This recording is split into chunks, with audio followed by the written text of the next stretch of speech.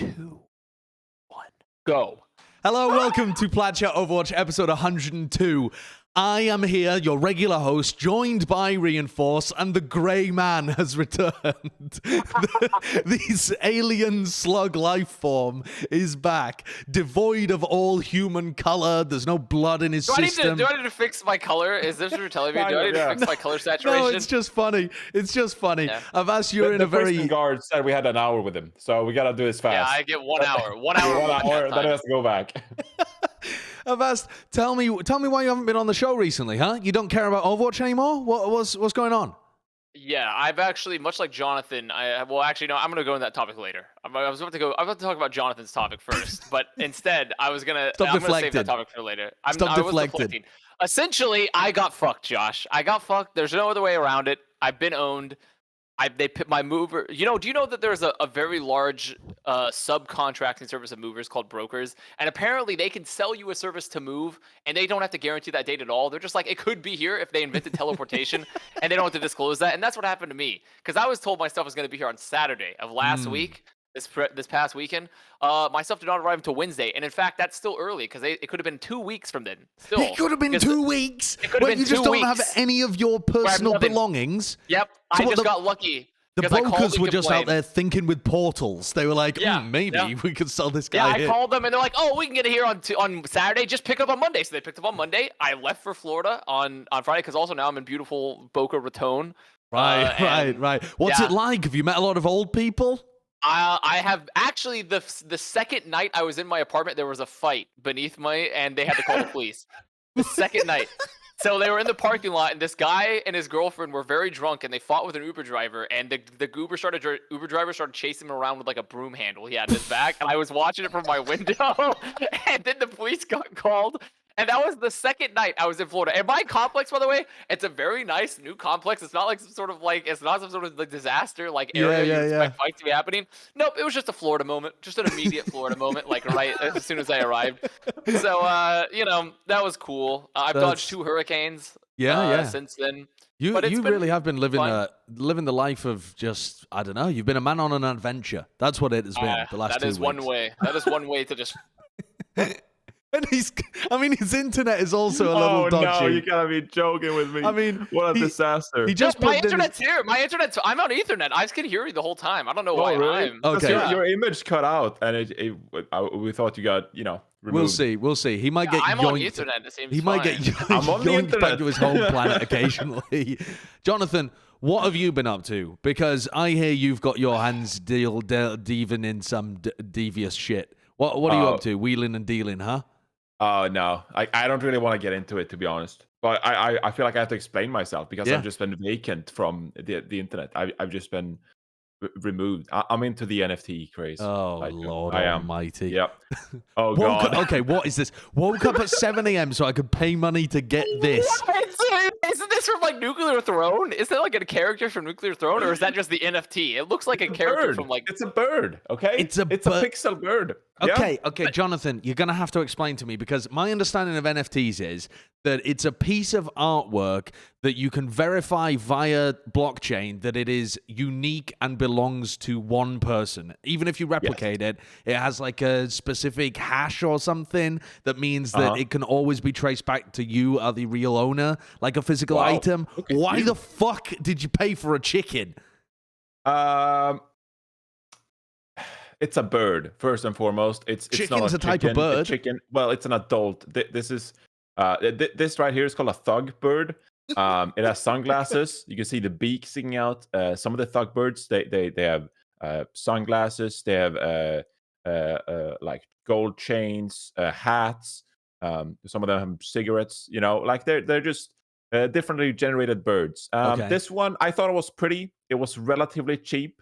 Based on the current market price. Would you do you feel comfortable revealing how much you paid for that bird?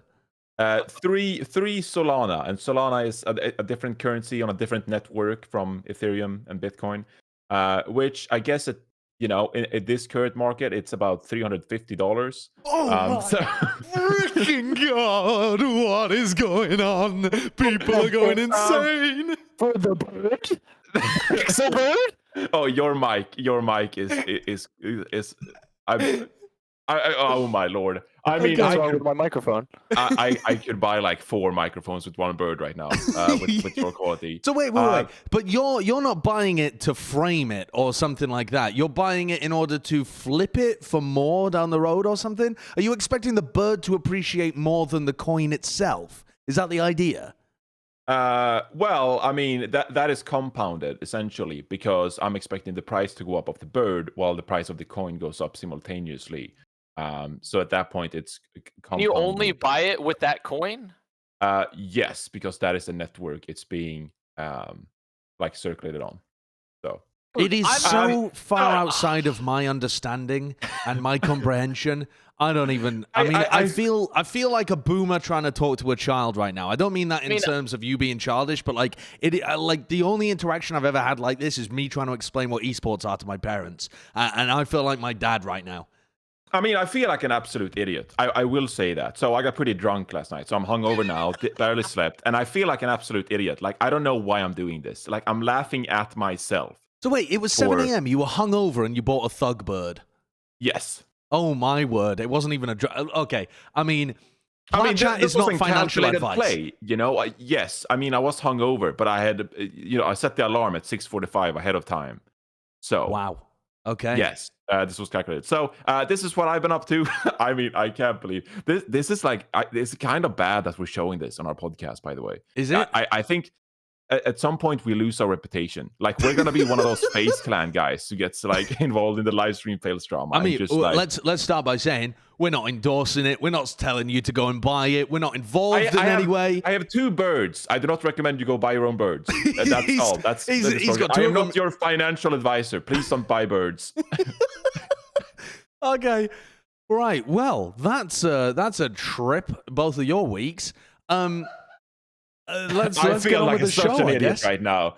Oh my god. No. Don't worry. Oh. Listen. Your money is yours to spend how you wish. If you want to spend, you're going to be the one laughing at us, Jonathan. Once it's worth of nearly $2 million a Solana or Sola Strata or whatever the fuck it's called. You know? Oh my god. I've maintained throughout the blockchain stuff is just not worth getting into, while other people get extraordinarily rich by getting into it. Yeah, you're more of a gold person. Am I correct? I'm more of a stuff your cash in the mattress kind of person.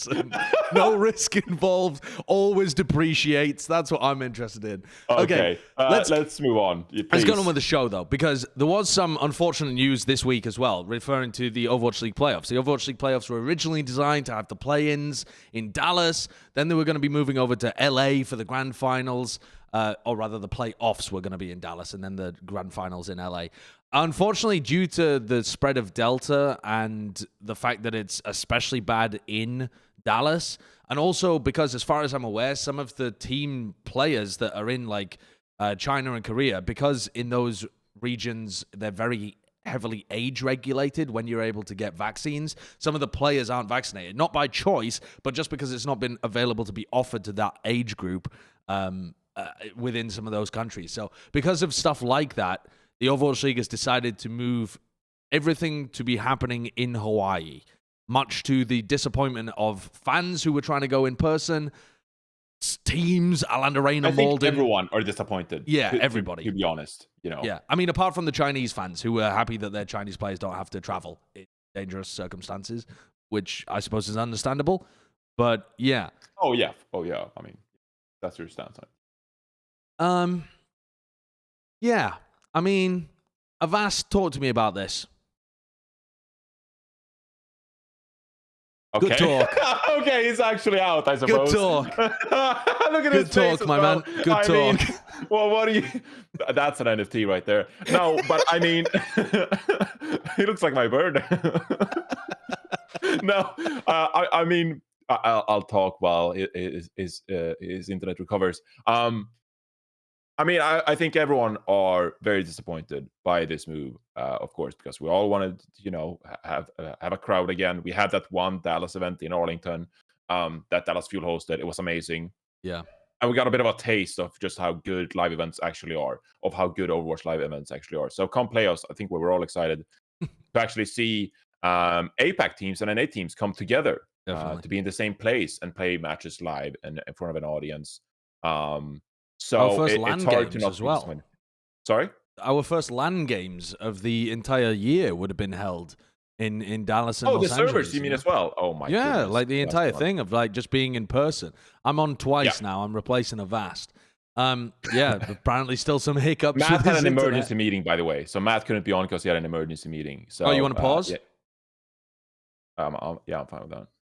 All right, Avast is back. We've managed to fix things. He's recovered. I'm not even going to bother asking you what the issue was. We thought it was your internet, and you nearly bricked your PC. No, let's just it's a new setup. This whole at this point, I feel like I just feel like it can't get any worse. So let's just move on. Let's talk about Hawaii. Yeah, I want to hear your thoughts, Avast, on Hawaii as well, because Jonathan was just saying, from everybody on the league side, it's disappointing. Everyone wanted these live events to occur and have this plan. I mean, ideally, it would have been even bigger than it just being in Dallas and LA or whatever. But this was the intention.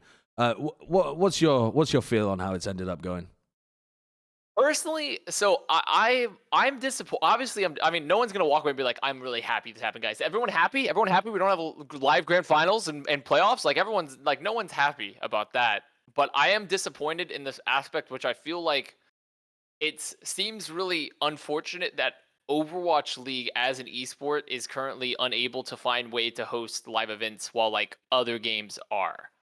Especially with the availability of vaccines in the U.S. in particular, which a lot of our teams and like the ability to just pick a location you could travel to and quarantine for 2 weeks, right? And especially if you mandate masks and vaccines and everything like that, make sure like it seems like you're still capable of putting on a show. However, I do understand where the risk of that is deemed too heavy for the league, right? Like you could go for those options, but obviously that still is risky. You're still making people travel and go somewhere, especially when some of the players, like for example, like London Spitfire players or the Paris Eternal players, they're in countries where the vaccines aren't quite. Well, actually, if you're in the UK, then yes, but like if you're not in the UK, like the vaccines aren't quite as widely available as they are in certain countries. That's the same for China and Korea as well, by the way. Yes, like exactly. A number of those players might not have been able to. So, I mean, there are reasons I can understand why the risk could be deemed unacceptable, but it is unfortunate when you see, like, when you look at games like Valorant or for League, they're still hosting live events or at least bringing the players together into a LAN environment, even if there's no crowd. To talk about that a little bit more, though, to give some context for people who don't follow other esports, LCS, I believe, just cancelled their live finals, but they're still planning to go on with Worlds, which is going to be significantly later than the Overwatch League playoffs, but still, in the same kind of time period. They also had to move from China to Europe, too. Right. So. They had to move from China to Europe because China was getting much stricter on how they're doing things. They're also very strict in terms of their individuals as well, in terms of, like, if you're trying to get back into the country, you have to quarantine for a huge amount of time if you're trying to get back into China, especially if you tested positive. It's not just like a small period of time. So the Chinese players could have got rinsed on that. But also, COD Champs just happened, which was also run by Activision Blizzard. So I think that's got a lot of people question, well, why was that able to occur, but ours isn't? And I think, as far as I'm aware, the answer to that is probably because we've got people flying in from different parts of the world, very distant, like Europe and APAC as well, where access to vaccines is more limited. As far as I'm aware, it's not visa related, although Avala has been talking about the fact that the Paris Eternal players have also been struggling with visas as well. Yeah, I think a lot of people who argue about this issue and the difficulties of actually having playoffs and LAN in North America argue like it's only America being involved. Because, having been in America myself, getting the vaccine and everything, like, yes, it took a long time to get our vaccines for people in the United States. But all in all, like most people I know have gotten the vaccine now, the availability is there. But for other countries, if you're like in the European countries, I don't know the situation in Korea and China, but like getting the vaccine is a completely different story than being in America. And they have different kind of like mask mandates. For example, in Sweden, for a long time, they didn't have any regulations at all. As far as I'm concerned, it was just like, hey, just be Swedish, don't stand near people because that's what Swedish people do. And that's kind of how like the government approached it. So it's obviously going to differ from country to country. And so when it comes to China, like I don't know anything about the COVID regulations in China or some of these other Asian countries. So it's going to differ. So then you have different situations come which players are actually vaccinated. I mean, I got the vaccine as a 25-year-old at the time before my parents did in Sweden. So that just gives you an idea that that other countries have different vaccine availabilities. Then, as you mentioned, travel, visas, how do you get into the country. Today, actually, the European Union voted that they barred Americans from traveling to Europe. If it wasn't like an emergency travel or something like that. So you have that, and then it's like Asia. Like, I'm just saying, there's so many different regulations, and then you have the vaccines and COVID. Yeah, like there's so many things to it that it's not as easy as just like get them in, give them the vaccine, put some masks on, and we're good to go. Like, it's not that simple, and I think people have to be more understanding. The other part to that as well is that even when states governments, whatever, say that certain people are banned, I believe the Overwatch League, and John Spector has talked about this on Reddit, I think, as well, has been able to get exemptions and like create travel exemptions for players to be able to get into the country. So in theory, even if the North America was like, no, you're not allowed in if you're from the UK, for example, that was their policy for a long time. In fact, it might still be that you're not allowed to come in if you have just come from the UK. But I believe the Overwatch has allowed or got an exemption for like a big sporting event so that they could come if they have a visa, and crucially, the Overwatch League believes it's safe for them to do so. And that second point is the one that's really important here too. I saw a lot of people arguing in the aftermath of this that it's unfair that the Atlanta RAINN players and, the other North American players are going to have to travel to Hawaii for like the fourth time for them, in fact, this year, which is obviously increased risk. But when you weigh that against unvaccinated people traveling, the risk is like clearly balanced in favor of sending the North American teams. Now, Gator, I think it was angry about this and tweeted, like, I think he said something like, make one good decision challenge, brackets very hard, or something like that. There we go. There's the tweet. And Gator clarified afterwards that he wasn't meaning that he wanted live finals. He was saying that he feels like it's a burden on him and his team to have to travel this much during a pandemic. And different people have different capacities for what they view as like personal risk that they want to take on. So I can understand this point of view. I do feel like from the league's point of view that it is reasonable as long as safety precautions are kept for vaccinated people to travel. But I can see where this point of view comes from. And also, as he mentions at the end, Pelican isn't available. But my opinion on that is the same as with every sporting event. It's an injury, and that's why you have subs. There's no special exceptions for people who get injured. That happens to playoff teams all the time in sports. Yeah. I think overall, it's all like, once again, I want to clarify too, if it wasn't understood, just in case anyone were to get mad at me. I am completely understanding of the risk involved, which is why I get why they're not going to do it, right? It just feels unfortunate because I feel like other places are able to make it work, right? It seems like other events are going to be able to make it work. But also, we are in a much more. we're in a very global league comparatively to like CDL, right? So closest comparison actually that I've seen is League of Legends Worlds, because that will have Chinese players coming. We'll see what happens with that. We'll see what happens with that. There's no guarantee that even works out. Worlds could be a disaster theoretically because it hasn't happened yet. It could be a disaster for teams traveling. So like I totally get it, and I understand why they're saying like, hey, we're gonna stick with Hawaii. And once again, it is easier to move people that are living in the U.S. because of the vaccinations that are available than it is to do international travel and like lack of vaccines for other people. So totally get that. It's just a little disappointing, but I can live with it. I do agree, though, also when you look at the Atlanta RAINN's point specifically and how Gator was talking, that it is very, very unfortunate that we are in a situation now, once again, where like, yes, we're not only forcing teams to travel to Hawaii in the middle of a pandemic, but they're vaccinated, but still some risk. But also on top of that, the competitive aspects of having to travel again when the APEC teams have never had to travel, right? And then obviously Pelican can't go, but like you said, that's just unfortunate. That's just, he has an injury that could happen, that could theoretically happen if he had just fallen and broken his fucking legs or something, it's just something that's unlucky in that regard. Yeah. But it is a footnote when we talk about when we head into playoffs and grand finals and just the general year. It's a footnote of like, and that's honestly not special to this year too, because when we look at last year for how the events turned out, because when COVID first happened, like there's been so much just unbelievable roadblocks that have happened and like logistical problems because of COVID initially, and this is just another one of them. Is like NA teams have to travel. It stinks.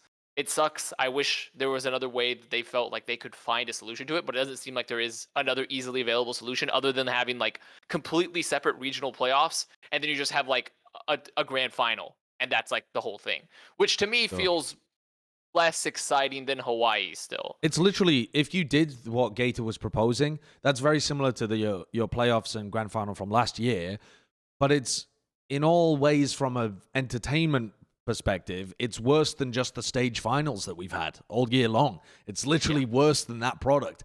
The intent from the league was to make a better product with everybody being here. So the plan B is the same as the stage finals. Plan like, C, D would be that kind of thing. So, but yeah. I can understand it. I will also speak to the Worlds thing as well.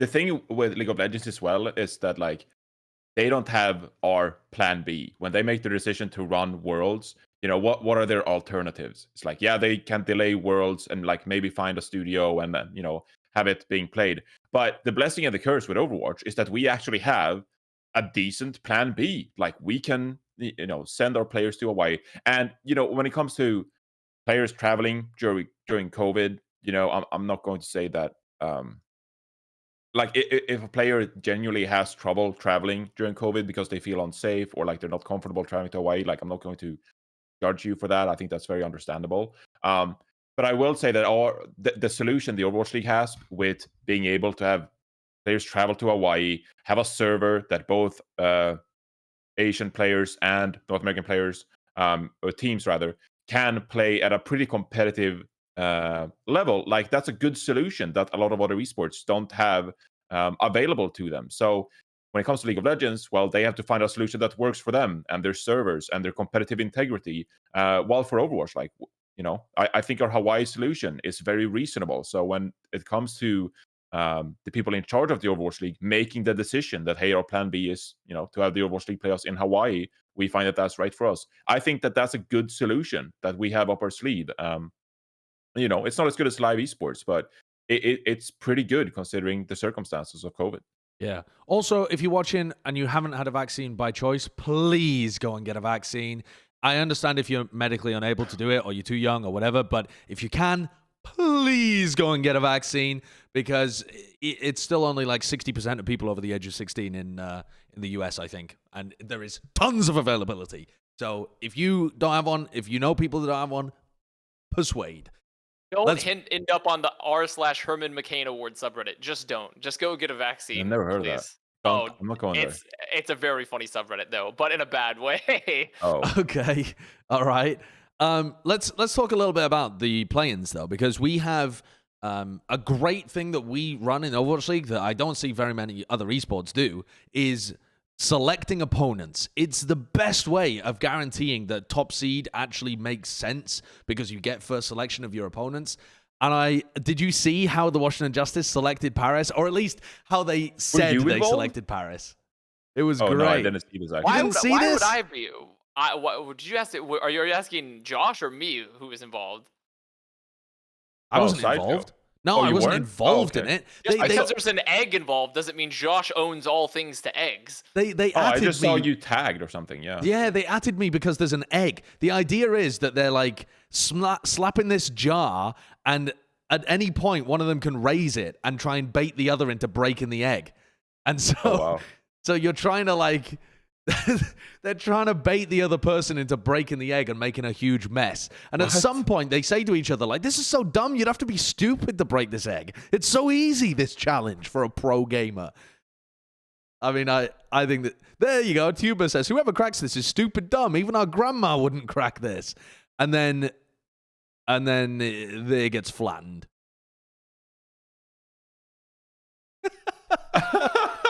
Like immediately afterwards, after he says, you'd have to be so dumb to smash the egg.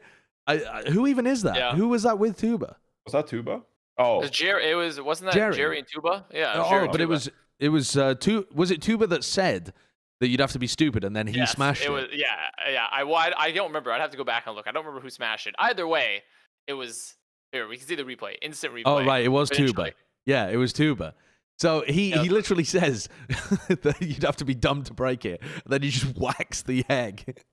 I like this. I think this is really funny content. Did they find this on one of those TikTokers or something? Where did they come up with this idea, huh? I don't know. They probably just had their. I mean, who knows? Knowing with the mastermind behind it, anything's possible. Did you see, by the way, unrelated to this, also another piece of Justice content? When before one of their matches, they put out a video, and it was talking to them all, and he brought in a bunch of ping pong balls, and he's like, "You guys have to crush your fears." And that's why you're losing. And like was handing out like ping pong balls, like Fury, you gotta crush your fear, Fury, and like making them like crush like these balls. He's just like screaming, he's like not in a bad way, but he's like yelling, plays like crush your fears, and it's like the weirdest like shit I've ever seen of like him handing out balls to these players. Where and, is it? And it's on their Twitter, Kurt. If you I've got to see this video. Down, it's so funny to me because it's like just yelling at the players with ping pong balls, being crush your fears. These are your fears. Crush them. And it's just too funny. Like I just loved it. Like Justice put out some like unintentionally hilarious content. Was it supposed to be fun though? Or no, I think that was literally him like pumping up the players. Like this is idea is like handing ping pong balls and being like a motivational speaker, being like, "This is your fear. You gotta crush your fear," and like just yelling at Fury to crush his fears. And it's just like. It's too funny. It was. Like, I think it's fucking hilarious watching coaches do that stuff because some of it's really important. Like at some level, you do have to connect. Yeah, this is it. This is it. You have to kill your past mistakes, Fury. And then he's just like making them smash it. And then it's like it's just too funny. You missed the part where Pre's giving the speech though. You did it too late. Like you have to scroll. You have to go back. Oh, there we go. That's the beginning, but it's like not the full video. That's just the link on Twitter, I think. So it's not the full video. But yeah, there was like this whole thing of Pre just yelling. Was that before a game? I'm not sure when that was. I need to know what game, so we can see if it worked out or not. Yeah, did it work? That's what. I mean, Fury did start playing a lot better towards the end of the stage. Please don't tell me it was the Toronto game. So. It was before they played against Vancouver, apparently. Oh, okay, yeah. That's what Kurt is saying. Okay, well, that's not a big deal then. I mean, the thing is though, we were thinking this might be a close match, and then it wasn't. They absolutely dominated them. So they crushed their fears. They crushed their fears. Yeah.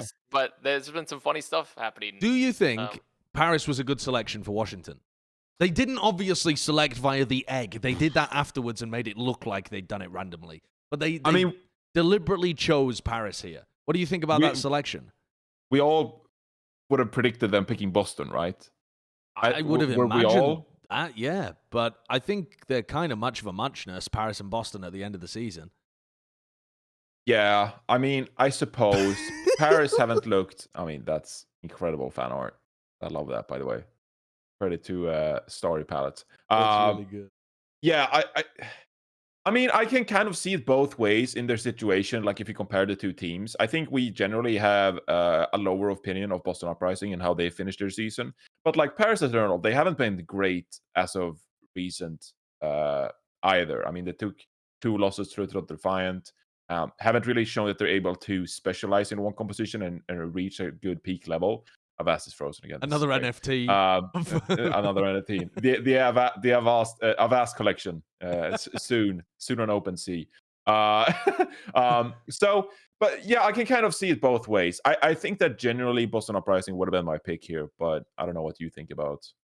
I'm not really sure. The thing is, I feel like it's so difficult to try and select an opponent when you don't know what the meta is. Maybe the teams have a better understanding because they're going to be able to scrim at least a little bit on like open hero pools and stuff. But coming into the end of the season, all of our last evidence for how good teams are is based on their hero pool performance. With Lucio being out, Sigma being out, Ashe, Echo. I think those were the picks, right? Was it not Ashe? I can't even remember what the picks were. Yeah, it was. Right, it was Ashe and Echo. Yeah. So I don't really have a great understanding of what the meta is going to be because I thought we were going to be trending very heavily in the Ball's End kind of direction. And then when we came to the actual games, there was a lot of Orisa being played, still quite a lot of Winston. How does Rush fit into this? Can you still play that? Is it good counter to the Orisa stuff? So will the Orisa not be played? I feel like there's still a lot of stuff that's up in the air.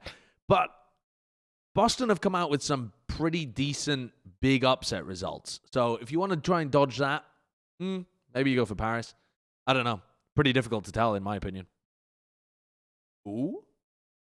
He's okay. Back. I'm not turning on. So this time I opened up my internet and it crashed my PC. So I don't know what's going on, but I was like going to check something. Oh my God. So I'm just not going to open anything. I'm just going to keep it here, so we don't have to pause or do it. So my bad. I'm doing with the most finicky PC of all times. I'm fucking moving cathode ray tubes around and plugging in like some sort of 50s phone operator to figure out like what's happening. So whatever. I'm just not gonna open shit. All right. So where were we? We're still recording.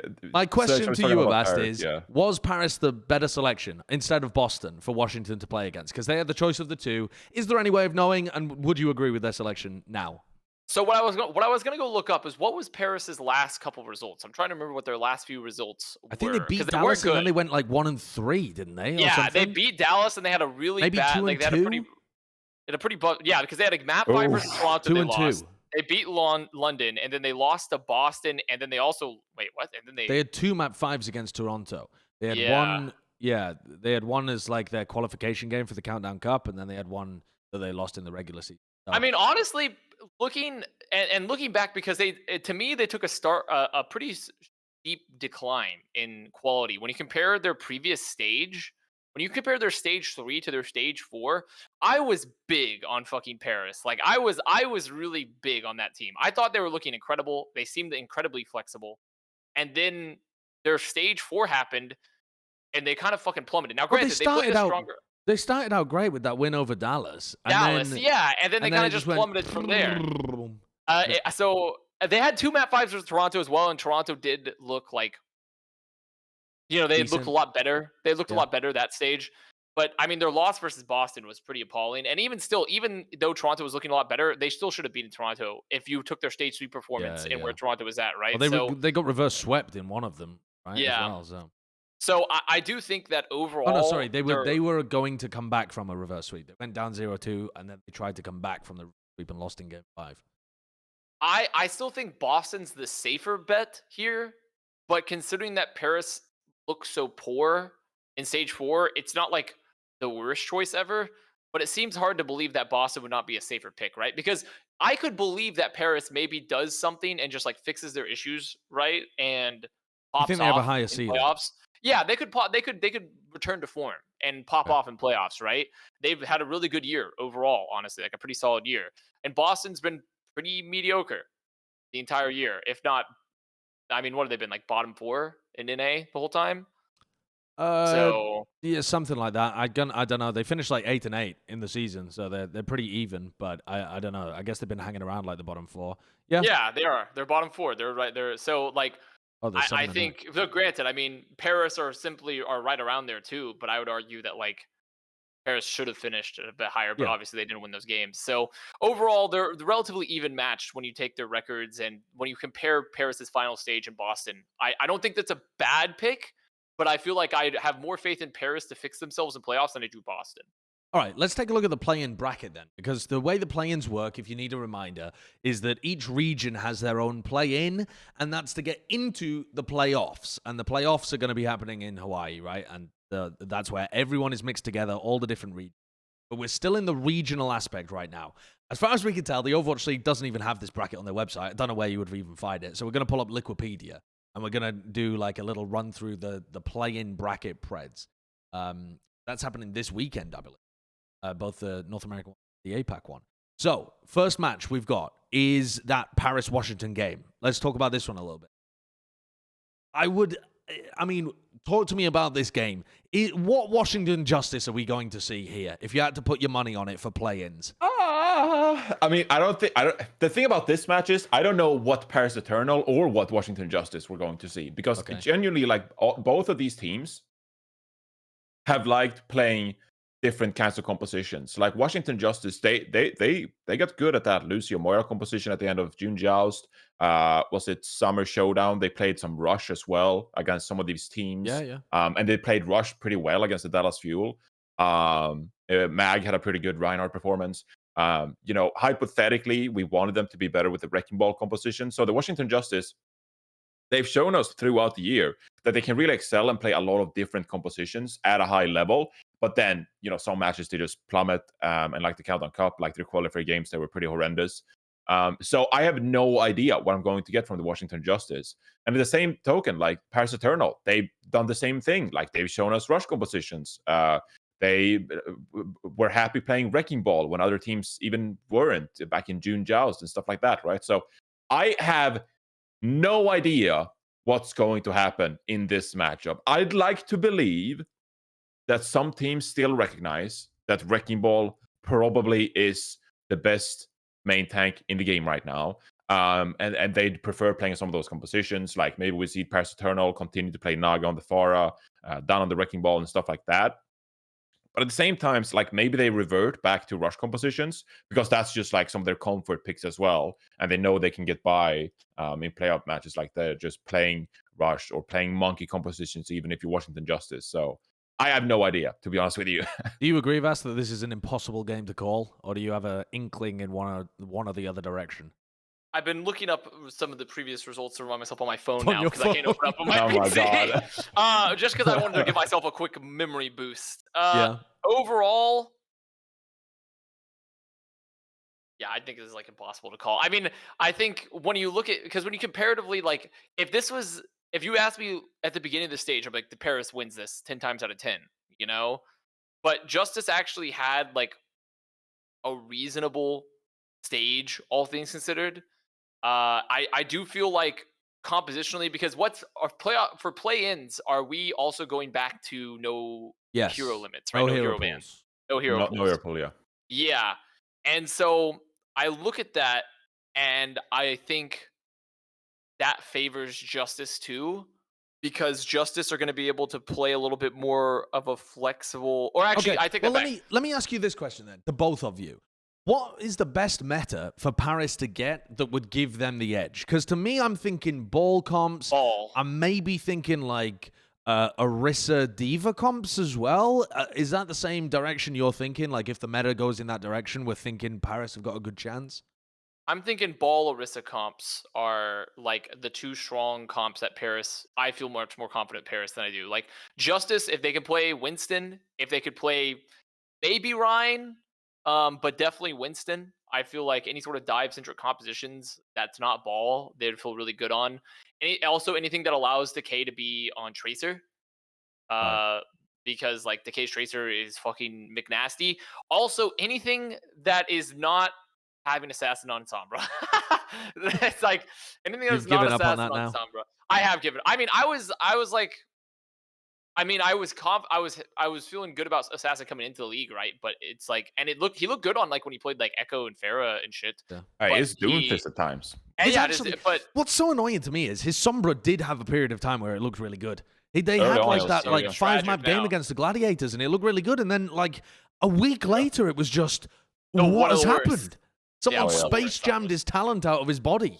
But I feel like because of that reason, like because we've seen so many great glimpses of the Washington Justice this year, like even early on when they were playing the Winston compositions in the main melee and playing the rush against Dallas Fuel, like they've had those moments still. So I'd still predict the Washington Justice in this matchup because we've actually seen them perform at a very high level. Yes, Paris Eternal, they're probably more consistent, but Paris Eternal not performed at a high level. They beaten good teams though. yeah, but Yeah, still, but like the Washington peak, Justice come have on. beaten like Dallas Yeah. Fuel. They've taken Take it to both shot. of their teams at their peak, Avast. You got to predict the Justice, right? If they're at their peak. Yeah. The problem is just Yeah. that you never know when Justice are going to be at their peak. They're wildly inconsistent. I feel like also, if you predict the Paris Eternal, you're doing it because of your distaste for the Washington Justice and their season, which I don't blame you for. But I feel like you're doing it not because you believe I feel in like Paris. that's still unfair to Paris, though. I feel like that's unfair to Paris, but They got I mean, half I their think wins this season from London and Vancouver, Avast. Yeah, you're They so looked right. good Yeah, at you're times, right. but they never looked great. I have to let him go. I have to let him go. I think at that You've done a point, full character development like arc. You started facing forwards, you're now facing backwards. You used to be the EU hater, now you're the EU simp. You've actually done a full 180 turn. There was a period of time in stage 3 where Eternal legitimately looked really good, and it was like I watched them play and I felt like they looked really flexible. Yeah. They had like a lot of depth to their roster, and like they weren't the best team ever, but they were looking like a top 5-6 team in North America, and it looked like they would potentially be able to hold on to that. And I loved how flexible the roster looked. Yeah. And now they've just, and also it's done by a bunch of like rookies, and so I just was really big on it. But overall, I think I have to cave to the knowledge now when I take Paris's previous performances and Justice's roster, and that looking like they've sort of figured it out. And also with no hero pools, Justice can sort of play the style they want to play too. I think I'm leaning towards Justice, but I'm not ruling out a Justice collapse. Oh, absolutely, absolutely. No one should possibly be confident in a Justice pred in this game. No. What the heck is the other side? Oh, go on. Sorry, I would just like to say to wrap up the conversation. I feel like Paris Eternal, they probably have the mental edge in this game as well, because we don't know the state of the Washington Justice. They may shaky recently, etc. Paris Eternal, I mean, because of this whole thing that if they qualify, they have to send like an American emergency roster or whatever. Florida Mayhem, we're talking about that. I feel like if I was a Paris Eternal player, I'd want to win so bad just to fuck up the league. Not stick it to the league necessarily, but just like for bans. Like it'd be unreal bans if you're a Paris Eternal player and then it sucks that you can't go. But you have to sign an emergency roster. I feel like the Paris Eternal players, they're so motivated just to make that happen because it's bans in their position. It's funny. That would be outrageous banter if they just fuck the league up and have to sign an emergency. It would be amazing if Florida Mayhem got to play in their stead, but I don't think legally There's no way they can do that. Surely, I mean, I think that was a joke from Albert. It's got to be. Sure, right? yeah. I mean, why would that be? It depends. It really depends because they've done weirder shit. Like the Decay signing for Justice last year was technically outside the rule scope. Yeah, so true. Like because they had active players that could play. Dude, that would be so troll though if Paris win the spot and then Mayhem just get to play instead. and they have to play underneath the Paris Eternal banner. I mean, that is just ridiculous. That's so funny. That would be very strange though, because also the Mayhem as someone that is technically an employee under Misfits now, they have gone for their break since they were done. They've gone back to Korea, right? They've gone back for a break because season's over. So they're also now back in Korea. So it wouldn't really matter, I guess, since if it's playoffs, then they're gonna be in Hawaii anyway, so it'd be fine. But it would just be very strange. Yeah, no travel advantage. Yeah. Anyway, let's talk about the other side of the bracket, huh? We've got who the hell have we got? I can't even remember who's on the other side of this thing.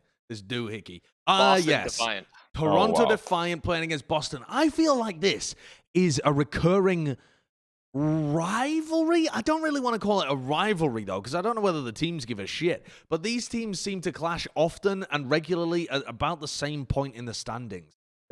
When I think about this, I feel like it's fairly even between the two franchises, between the teams even this season. I don't know. I'm just pulling bullshit off the top of my head. But they played once this season. They've played once against each other?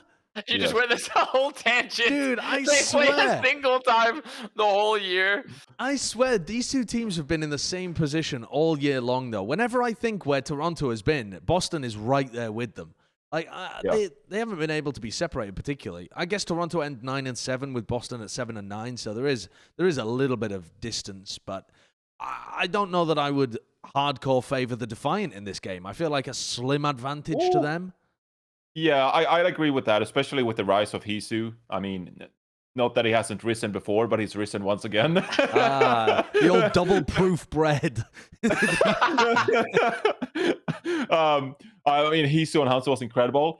So I agree with you. Probably favor Toronto Defiant because they've been so good recently.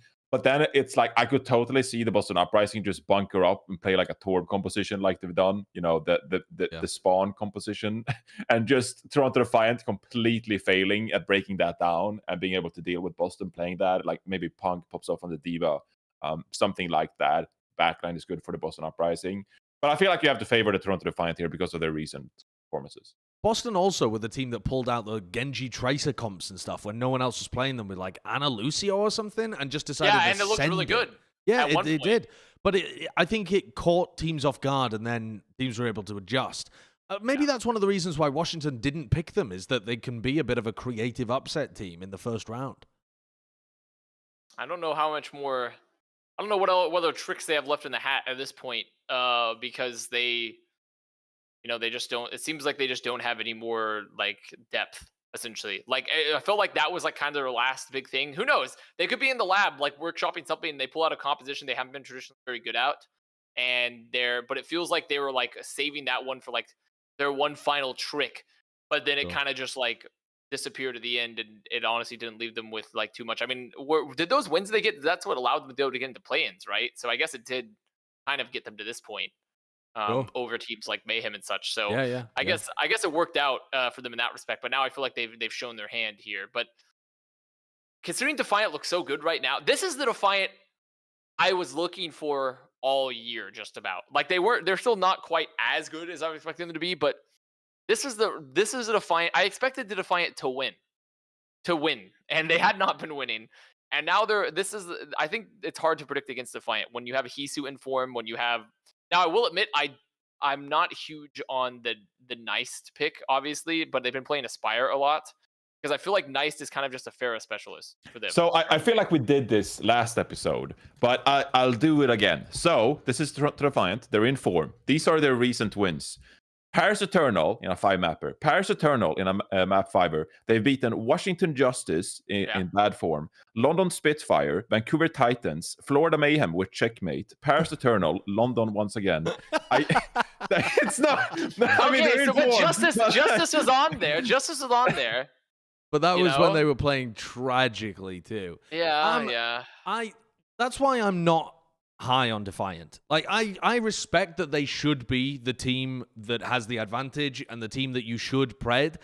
Am I expecting Defiant to pop the fuck off and look amazing in playoffs? No, I'm not. They've given me no reason this year for me to think that way. They've been, if anything, kind of underperforming their roster quality. If you look at the people that are on the roster. I mean, heinously. It's a heinous underperformance when you look at this roster. When you look at fucking Sato, Hisu, Lastro, and then some rookies that people were kind of hype about over the Onsun KDG on the coach as well. KDG on the coach, like the one dude ever in the history of Overwatch to make a 12-man roster sort of work. Like it was maybe he just needs 6 more players. Yeah, he needs to have more people. Yeah. He needs to have like a bio battery. Like so he has to have like 12 players to pull out the energy from. Sign the rest of the Mayhem. Sign the rest of the Mayhem quickly. What Get if him we under just contract for the playoffs.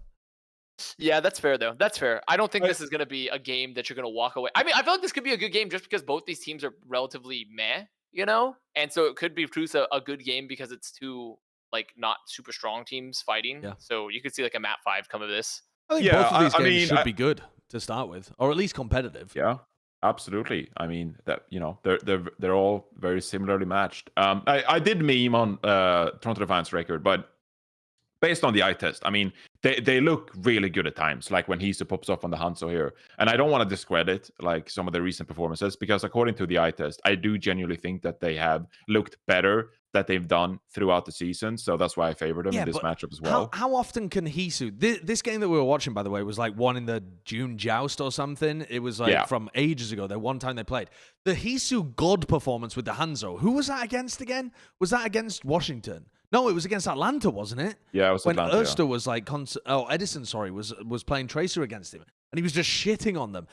I feel like you can't rely on that Hisu being ready for playoffs because he didn't show that all year long. I feel like that was like a gargantuan effort to get his team through that game, and I mean, they didn't win that.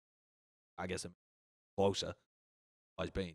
You never want to rely on that in general to win games, right? To have a player just hard pop off all the time. You want to have like other core pieces, and it feels like comparatively like Atlanta, where they have Pelican, where like Pelican just hard carries sometimes, but also the rest of Atlanta has very good moments. They're there to support him. While Defiant, there is not there. They have a wet spaghetti noodle backbone. Okay, so if we're predicting the Washington Justice and the Toronto Defiant going through, we then have to talk about who the San Francisco Shock would pick, right? Because do they get the first pick here? I think they do, right? I think they do, yeah. Who's the other team that's in there? It's, Houston. What's right? Houston Outlaws. Houston, right. Yeah. So yes, Shock get the first pick there. If you're Shock, and let's assume in this world that the Justice looked pretty decent. It wasn't tragic Justice, because otherwise they would have lost. So let's consider middling to slightly good Justice has managed to win that game against Paris, and Toronto's got through as well. If you're the Shock, who do you go for? Where do you think the money is there? It's got to be Toronto, right? It's got to be. It has to be. It's got to be Toronto. Because it's just, you don't want to risk the craziness of maybe Justice popping off. Yeah, you definitely pick Toronto. I feel like it's pretty straightforward, to be honest. Yeah. I mean, I'd love to argue for picking like Washington or like give, why they would pick Washington. I don't see a reason like why you would pick Washington over Toronto or Boston. Yeah. Yeah. Do you think that applies even if Washington look awful in their game but somehow scrape out like a map 5 win? Do you think in that universe maybe they'd pick the Justice? Depends how bad Justice look, right? I mean, we've seen bad Justice performances. Now, we haven't really seen bad Justice performances in a win, though. Normally, they're so bad, they just lose, and that's it. But, yeah, I mean, it's a universe that could exist. A bad Justice might be able to beat a bad Paris. Is there a world where Toronto looks really good and 3-0 supposed to Uprising, and you're like, oh, Toronto Defiant, they found it, and like we don't want to go up against them? There Possible. could be. Possible. It seems unlikely, though, right? It seems more likely that they go with Toronto. Who would you... Yeah. I mean, is there any chance that Shock does not qualify for playoffs? Sell me on a universe where Shock doesn't qualify for playoffs, considering they get to pick the worst of the two teams. Sell me on this universe. Maybe like if Washington Justice plays like Winston compositions like they did early in the season, Mag pops off, Yuri like final like this is what am I saying? I feel like a moron. I'm just arguing about the peak potential of the Washington Justice. But why would they even pick them there? All season. What I'm saying is sell me the world in which it happens, right? Like, is this Toronto get a 3-0 and they're scared of Toronto, so they pick the Justice, but then Decay pops off? Is that how the Shock fail to make playoffs? Is there any world? The Doctor Strange it. Look into the fucking 14 million possible universes. Does Shock ever not make playoffs? No. The only team that they could lose to here is like Justice at peak Justice performance, but like I just don't see them ever being in a situation where they would pick Justice if that was the case, right? Like sure. Defiant would essentially have to reach into my mind palace and steal what I believe the Toronto Defiant was going to be preseason and become that team, and then Shock select that team unknowingly that is a good Toronto Defiant and then play them and then lose, because otherwise the only team in this bracket that could beat Shock in their current like performances have been Justice, and if that's the case, Shock won't even pick them. Yeah, they're going to pick like the other team. Fair So enough. it requires a Marvel what if scenario of like just epic proportions. I mean, I think maybe it'd be like if with the return of Lucio back into the mix, if the San Francisco Shock like mess around with FD God on main support, and his Lucio has looked good, mind you, this season it's looked good. But like if you are the Shock and you're planning to play maybe some rush composition with FD God on the Lucio, then one of these teams comes out playing like Wrecking Ball dive. Shock aren't able to deal with it playing rush, so FD God has to flex over to the Brigitte, throws off synergy with him and Violet maybe in the back line, and that's something that you can capitalize on. But that's like worst case, and that's them still underperforming on that composition. But like that's the only way I can see it happen. Maybe. Listen, that's a valid answer because that gives all the Shock fans the copium they need.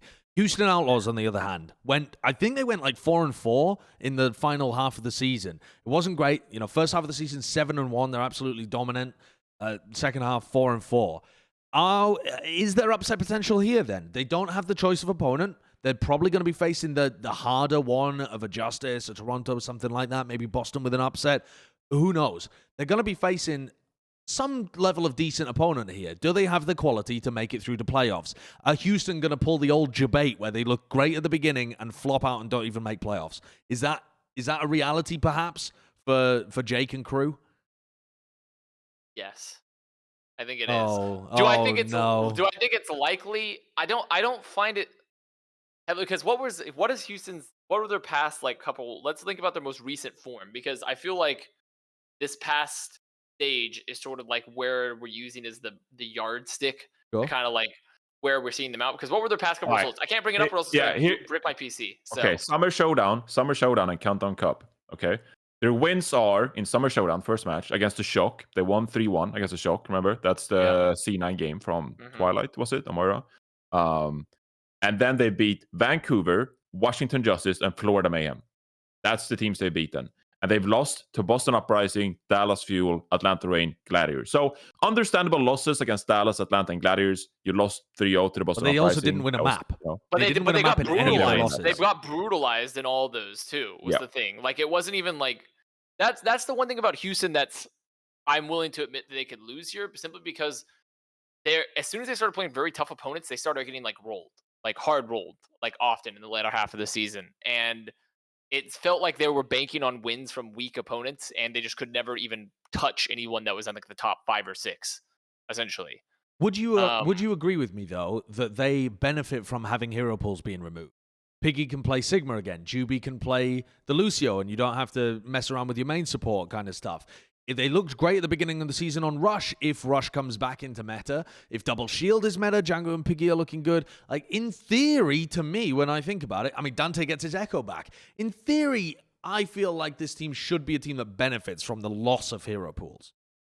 Yeah, I mean, I definitely think that they are a favorite as well to advance through the play-ins. And I don't want to sleep on the Houston Outlaws, but I feel like they have not gotten past this playoff thingy that the LA Gladiators just managed to get past. Being able to play well come elimination matches and actually take down some of these top teams when it really matters. Because so far, I mean, it's a different team back then, but last year when they were the first team to lose in the playoffs against the Boston Uprising, who were so bad last year, that was like, their playoff last year. And it's a very different team now. But if you look at the knockout matches, I mean, they got absolutely stomped by the Dallas Fuel in the main melee. Okay, fair enough. It's Dallas Fuel. They showed up with these very fast-paced, symmetric compositions. They dominated everyone.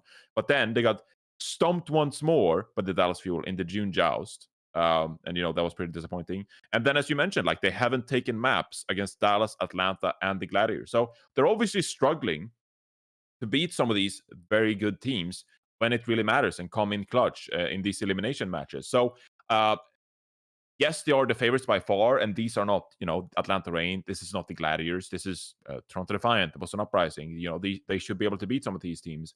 But I'm not going to, dismiss the fact that they haven't been able to overcome this playoff, or whatever you want to call it, like this inability to perform in elimination matches. Who would you predict in the Houston Justice match? If you don't, at this point, when you don't know what Justice is going to get there, but it's got to be an all right level Justice to even make it to this point for our bracket to be a reality. If we're assuming the Shock pick Toronto, then Houston are left playing Washington. That is sometimes a decent game. Like, sometimes that is going to be a really tough game for Houston to get through, depending on the quality and the form of the Justice at that point in time. Are you worried? Is that a coin flip? Should Houston be the easy favorite? What's your thoughts on that? Or do you have to see the actual level of Washington before you have any idea? I mean, there's a possibility. Here, you go first, Johnny. Well, I think I'll let you because Justice. Talking about Justice stocks is a profession of yours, So I'm gonna let you go first. Yeah, sure. I mean, it depends on how the Washington Justice look, of course. But I think, my default choice is predicting the Houston Outlaws because they have been good throughout the season. Again, I think they are one of the favorites to go through the play-ins. Piggy, as you mentioned, he gets his Sigma back, which I think is a big boon for the Houston Outlaws. That's one of his best heroes. Of course, he's one of the best Sigmas in the league. Dante gets his Echo back, like you mentioned. Happy can play Ash if he wants to. Like, some of these things, I think the Houston Outlaws, I really do think that they're a great team still. So I'm going to predict them based on the fact that I think they are favorites. And Washington Justice, I don't think they've proven this season that they're reliable at all. So I'm going to predict Houston Outlaws there. And I don't really see myself changing that unless Washington Justice come out with like one of their best performances of the season. Yeah, I'm standing behind that one. Yeah, I agree with that. I think I'm trying to return to rationality. I hear about. Yeah, you are returning to rationality. That's fair. Because I think the narrative of like Houston chokes in playoffs is not even like the right narrative here, because I feel like the real narrative is just that Houston has never, their core issues means they were never going to be able to beat top teams consistently. Like specifically around like how their pure rotation was and their backline rotation. Like, I just felt like they just, and like their tank, like everything, all the rotations aside from their DPS, I was just like, it all just doesn't add up to me to like a very consistent winning, like top 3 finish type of things that you'd want to see out of a team that performs so well in the first half. So to me, it's not even about like a choke from the Outlaws. It's just performing about where I expect them to be. Unless it's like a perfect meta where like for them, where they can essentially keep Jake on the Brigida the whole time and never have to swap it off ever, which is doable.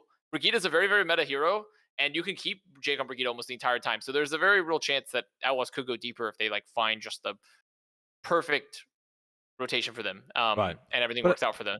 But I do think that Outlaws are favored. I don't think Justice should be favored in this match at all. It's more so like I think this is like, to me, that we're dealing with like Outlaws are probably going to beat Justice and they won't go further. Is yeah. my view. Right. Okay. I think, yeah. So we've got the favorites making it through our play-in bracket. We've got the Shock and the Houston Outlaws. The top seeds ended up making it through. But a lot of the conversation there was about the Justice potentially being an upset candidate, but they have to prove it. It's all on them. I think, we might end up predicting the Justice at various parts through the bracket if you get us on the day, but that's based on whether they prove to us that they have what it takes in these play-in games. And that's what it's about, peaking at the right time, right? That's what they've got to do. That's what their season rests on right now. Another big thing that was happening recently within the Overwatch League is the MVP do you not voting. want to discuss the play-ins for APAC?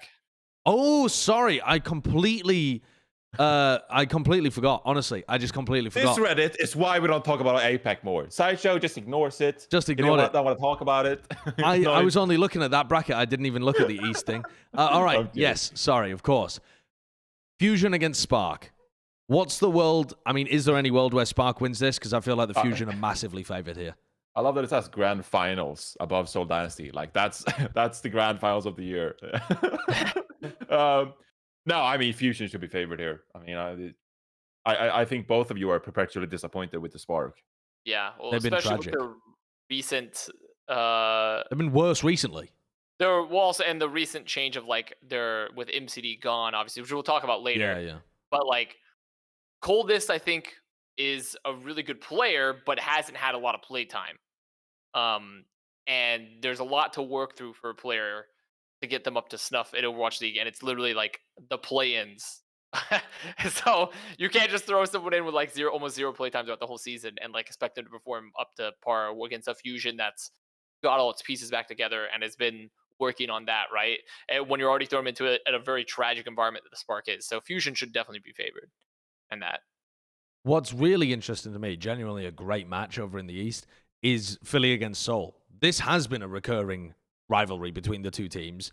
They've battled against each other recently a number of times. I think it went to like map 5 twice. No, it went to map 5, and then the actual qualification game ended up being a very underwhelming 3-1 win in Seoul's favor, did it not? Where it felt like both teams were kind of struggling to live up to their form. I would rather both of these teams made it to the playoffs. I think both of these teams have potential to go on some bonkers run, but they're going to clash into each other. And it's unlikely that they're both going to be on form. But I don't know, man. When you look at what Philly have been doing and the progression of them throughout the season, I really felt like this was their time in the Countdown Cup to prove something about how good they would have been had they had this roster together from the very beginning. Maybe that's play-ins. Maybe they'll never be able to show that because of all the issues they've had all season. But we all know what Prophet and Gesture are capable of when it gets to the playoffs too. This should be a nasty good match. Yeah, I mean, this is one of the rivalries, I've also enjoyed in the season. We saw their last knockout game in the Countdown Cup. Wow, I just completely zoned out. Two very great teams. I actually had this problem when I was doing my votes that we'll get to later as well about like role stars and stuff like that. Because it's as you said with this Philadelphia Fusion roster, like Alarm, when he is playing at his best, and when he's playing with a team that's actually structured well and all the members are at the same spot, like Alarm is genuinely a role star in the league because he's so fantastic as a flex support player. Funny Astro, one of the best main supports in the league. Carpe, when he's able to, when he's enabled and can pop off on his hit scan heroes, like this is genuinely like an extremely good roster for the Philadelphia Fusion. So they all should be a playoff team. If they just get to practice together and play some of their best Overwatch. That hasn't been the case this season, unfortunately. Even though they've shown us some moments of brilliance. Melee when they brought in some of these new signings like Toby, like Hotpa. Yeah. Seoul Dynasty though, like they've consistently been a great team in APAC. So even though I think we're all disappointed, especially with the recent Countdown Cup playoffs performance, when they just like completely fell flat against some of the other teams from the North American region. I still think that Seoul Dynasty, though, they've been consistently great throughout. I don't know how they're going to adapt. I mean, I guess they'll play some more rush now with Lucio back in the mix. We've seen them do that at times. They can slow things down, play double shield with maybe some Ashe as well. So, yeah, it's going to be a great matchup. Is this the situation where Prophet and Gesture make some crazy run to the finals again? Or is this the Philadelphia Fusion finally looking good towards the end of the season? Avast, tell me. Whose narrative are you buying into? Whose copium are you purchasing? I mean, there's no like part of that run that happened for the previous year, right? Was that the meta shifted pretty heavily, and they were able to take advantage of that to their advantage. But I don't feel like Dynasty's current. Yeah, that's true. But especially, I just don't feel like there's any meta shift that's going to occur here in the finals where like they're going to outperform any of the other teams that have been beating them. You know, like especially in terms of the NA region, right? Like they can beat Fusion still. I think them beating Fusion actually, I would still favor them to potentially beat Fusion. In my personal opinion right now, because I don't think the Fusion DPS line has been up to snuff. I think their tanks, I think their supports been fine, been improving steadily. I don't think Carpe's had a great year for what we expect of Carpe. I think EQO is still like figuring out their role in the team a bit, and it just hasn't seemed like amazing either, especially when you compare it to like the Fitz Prophet DPS line, which has been one of the best DPS lines in the whole league.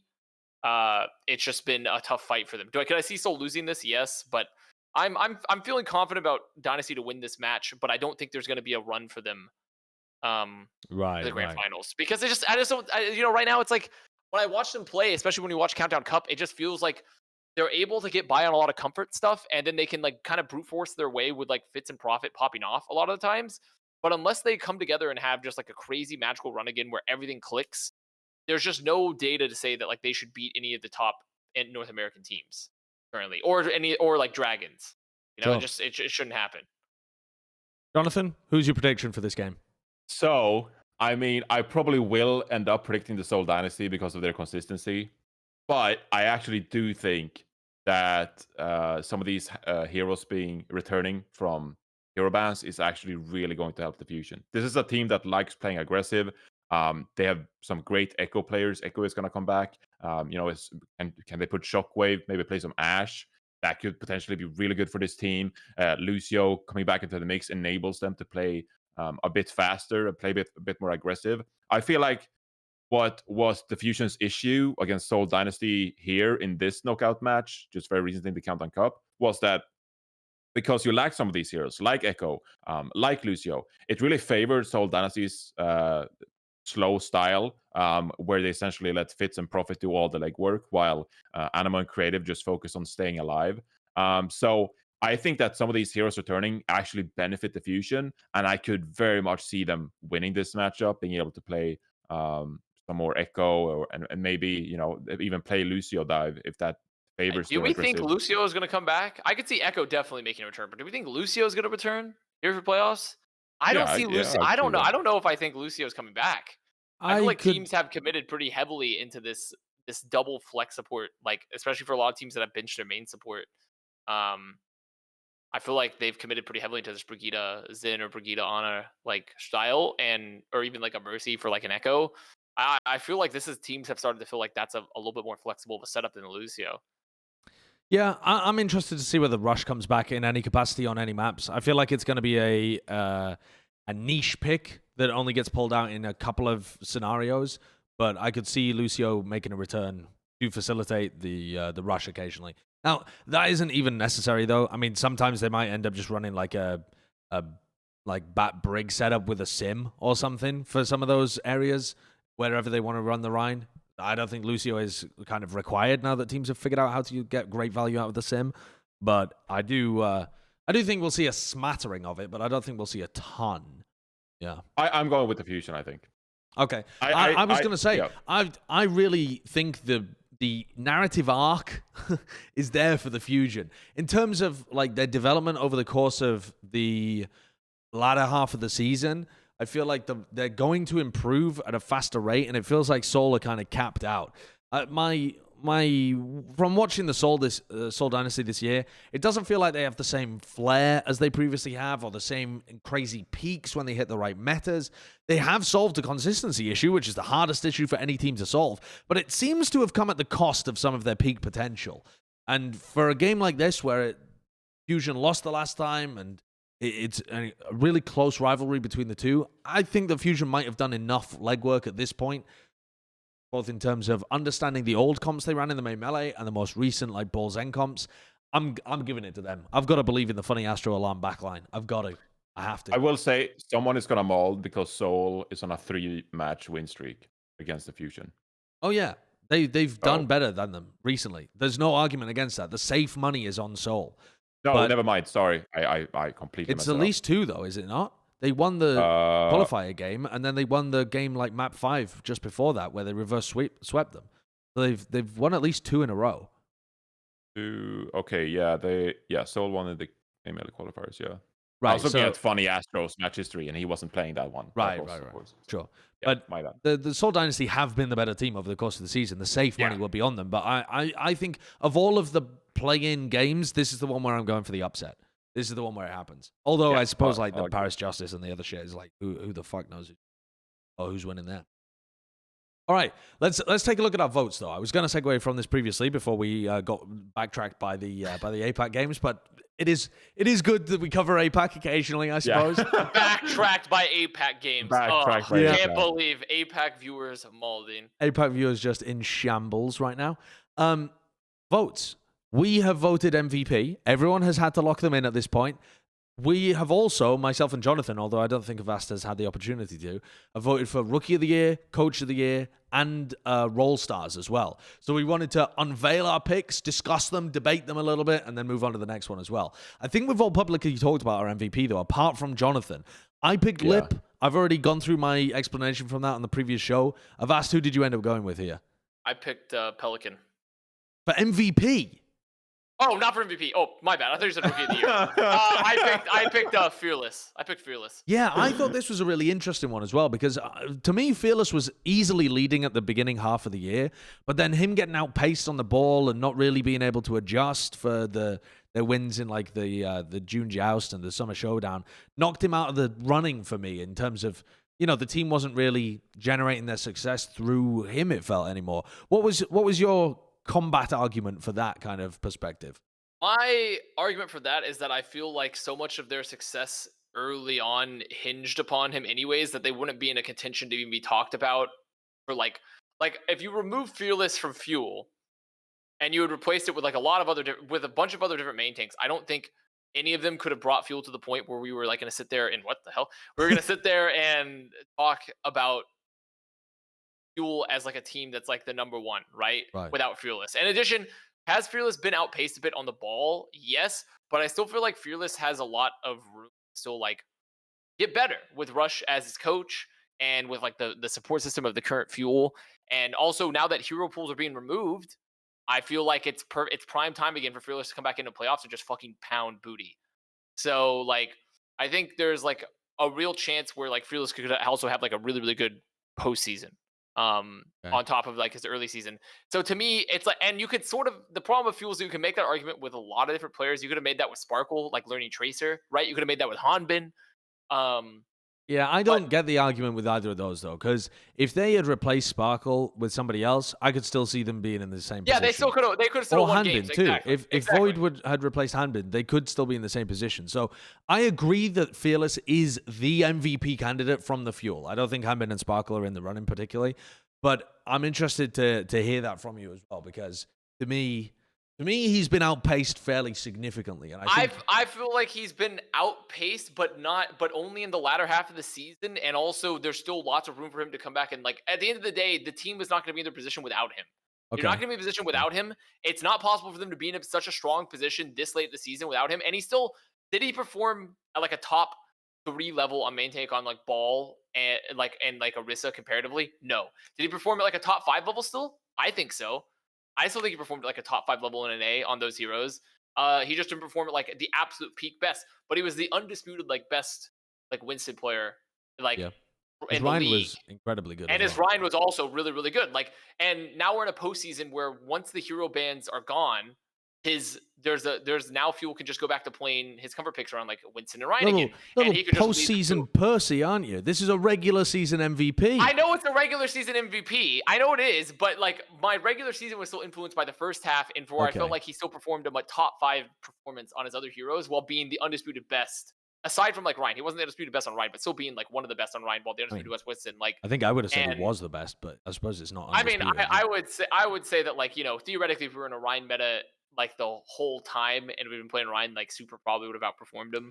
But like, you know, that wasn't exactly how it worked out, right? So it's like, but either the way, I still think Fearless pushed Fuel to be in the position they're in at the end of the regular season. He performed like an amazing level in the first half and like performed still fine, like a very solid, strong level in the second half. And I just don't see how the team had made it this far, especially when the deficits in the other parts of the roster, when they had like Sparkle learning to play Tracer, even though his Tracer ended up being really good, but still not like Striker level or Aspire level or something like that, right? Aspire level. I feel like Aspire towards. I think Aspire, Aspire proved that he had a nutty fucking Tracer, right? Very good. Or like a profit level, you know, lots of stuff like that. So. Jonathan, who the hell did you end up voting for? I mean, it was a bit of a 50-50. I ended up voting for Lip, actually. Lip boys. I had to go with Lip. I think that he's just been like a consistent monster throughout the season. And he really just like set the pace early on in the season. You know, I can't talk much. I always refer back to his Tracer performance in the main melee and how he brought it against the Dallas Fuel. And I thought that was such an, not to like dismiss the rest of the Shanghai Dragons, but part of the reason why they played Dallas Fuel so close was just because like Lip was an absolute freak on that Tracer. And I think he was, despite the fact that Shanghai are a stacked team, I think that he just was the best player on that team. And just like showed up in a way that I don't think a lot of players around the league could have. Shanghai Dragons obviously been the best team in the regular season. They won 2 stage titles. They got second in the main melee. Slowed down, of course, now in the Countdown Cup, like the Dallas Fuel. But I think that Lip has just consistently been like an absolute freak throughout the regular season. I think he's been the best player in the league. And I also think that I understand why people voted for Leave. As I said, it was like a 50-50 for me almost. Like I was really thinking about voting for Leave as well. If that's your definition of MVP, that he was the most valuable to the Chengdu franchise, helped them reach so much success. You know, Leave was by far the best player on the Chengdu Hunters. But I also feel like Lip was the best player on the Shanghai Dragons. But because that team is so stacked, you almost sometimes like take his performances for granted because everyone else on the team is playing so well. But I don't think, honestly, a lot of people could have stepped in and do what Lip did for the Shanghai Dragons. I feel like that discredits some of his gameplay throughout the season, some of the peaks, some of the carry performances he's had. And I think Lip has in turn enabled the rest of the Shanghai Dragons to sometimes look as good as they've been throughout the season. Like, I think, you know, Isayaki probably looks a little bit worse in the Summer Showdown if he doesn't have Lip playing as good. Yeah, it goes for Flat as well, being able to play the Pharah, Faith on the Wrecking Ball. Like, if Lip doesn't do a great job in Sombra matchups and Tracer matchups, like that makes Fate's job a lot harder on the Shanghai Dragons. So I think everyone else is, of course, really good on the Shanghai Dragons, but I think Lip enables his teammates through his monster performances. And that sometimes makes us like dismiss some of his performances, while Leave on the Chengdu Hunters, like he's just like head and shoulders above everyone else, and everyone can see it, and that's why he leaves such an impression, because Leave has these carry performances. But I ended up going with Lip. I thought to myself, like, in 2-3 years, when I look back on this season, I feel like I'm probably gonna think like back to Lip's performances the most and be like, yo, this was the year when Lip was an absolute beast. Shanghai were so good in the regular season, more so than Leave. You know, if I have to pick between the two, I ended up going with Lip. All right. Well, we'll see who ends up winning the overall vote. Let's move on to who we went for Rookie of the Year as well. There were some kind of breakaway candidates towards the end, like people throwing out different names into it when I felt like it was pretty closed. I felt like for the last month, it's essentially been a done deal for Pelican. And, you know, towards the end, people started tossing in other names that they were voting for too. Were any of you persuaded, or was this a Pelican open and shut case? No persuasion here. Zero persuasion. Absolute zero on the fucking persuasion skill tree from that one. Like, it failed monstrously. I could understand, because also who were some of the other names that people threw out? Like, there was Khan. I know people had Khan in there. People like Khan had been there for he'd been in there for a little bit too. I mean, Gaga, Monk, Nisha, Shy. Yeah, people were just Piggy, throwing in a lot of Muse. Yeah, they were just throwing. I mean, not Muse. Skewed. Skewed is like a pretty interesting choice. Skewed's actually a choice that I think has the most weight to go alongside, like, really Pelican, honestly, at this point. Like, I would say Skewed's overtaken Khan in a lot of ways. I don't buy the. I'm sorry. I know we talked a lot about Khan early on in the season. I don't see how you can vote Khan for Rookie of the Year. I'm sorry. He's not well-rounded enough. He's not well-rounded enough. I agree. He's not Pelican level or Skewed level. I think it's pretty obvious. Yeah, but I would not be mad if people had voted. If we had done the vote now and people had voted Skewed, I would not be mad, honestly. I think Skewed is like an incredible pick, but it's hard to deny just how crazy good Pelican is. Like, that's where I came to. It was just like, okay, well, I'm instantly clicking the Pelican button. I'm not even really thinking about it too much, because even like second candidate Skewed, he doesn't play the same. He is incredibly important in his role for the Gladiators, and he's the best brig that we have in the league right now, I would say. But Pelican's like top 3 at so many different things, and the impact he has for the Atlanta RAINN has been gargantuan so far this season. So yeah, I feel like that is really open and shut. All voted for Pelican though, right? Yeah. Okay, well, let's move on then. Coach of the Year.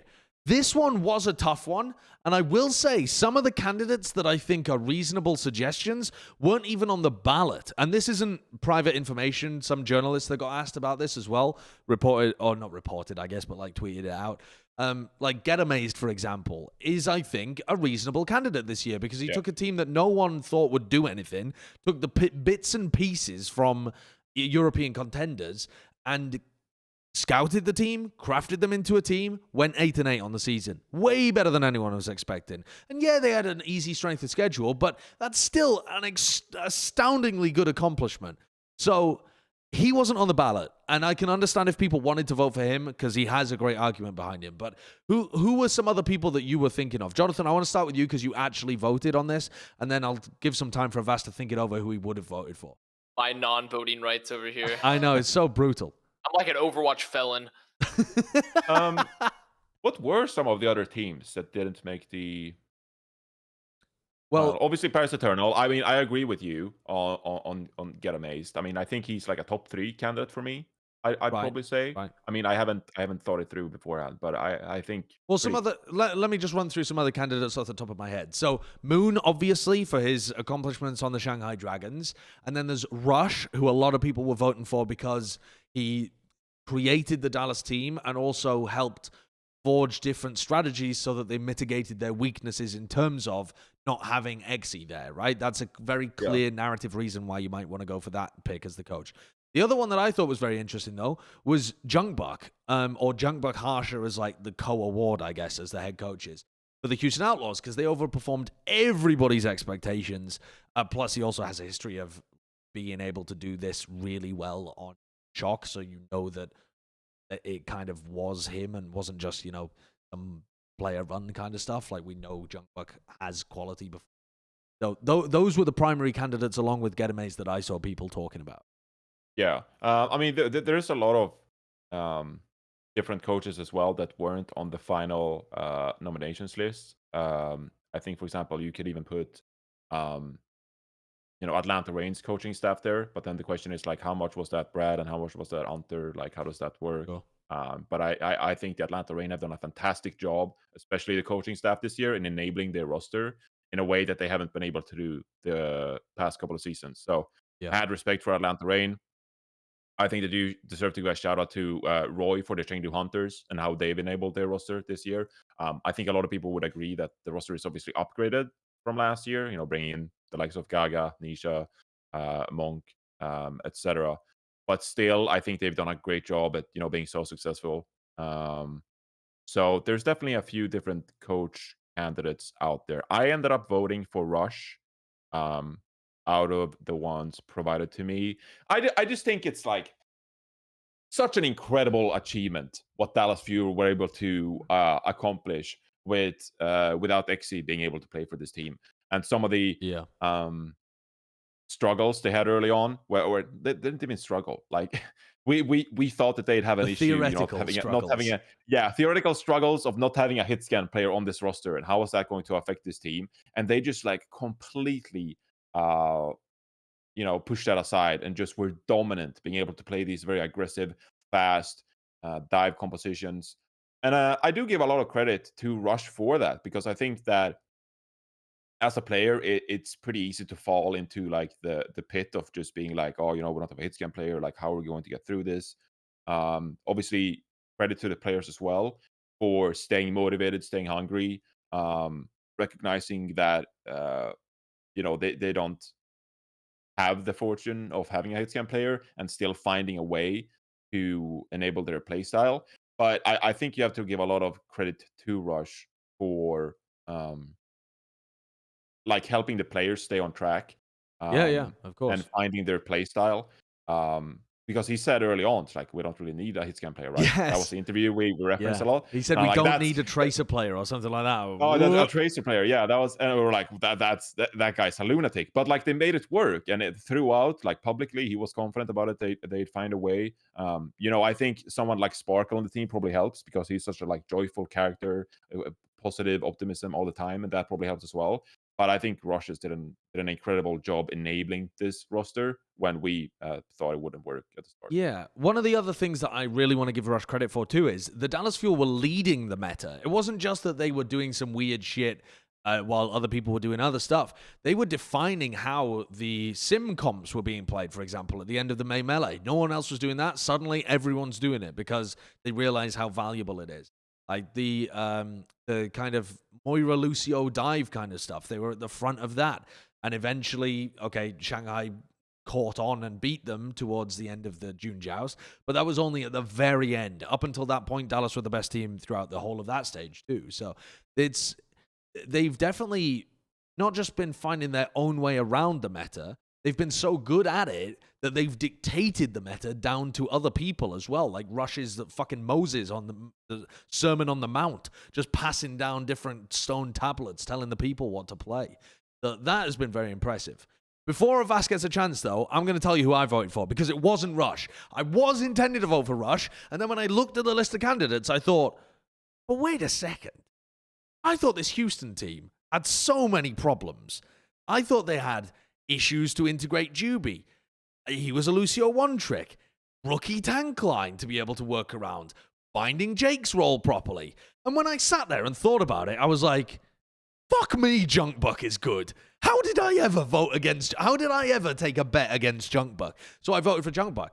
Not just because it was like a reactive thing, but when I sat down and thought about the challenges he had to overcome this year, and still the incredible season, the regular season at least, that the Houston Outlaws have had, compared to the quality of their roster and the predictions that people had, and this wasn't just us on Plat Chat that were underrating them. The community at large didn't have the highest hopes for Houston. They're one of the most underrated teams if you look at preseason compared to postseason.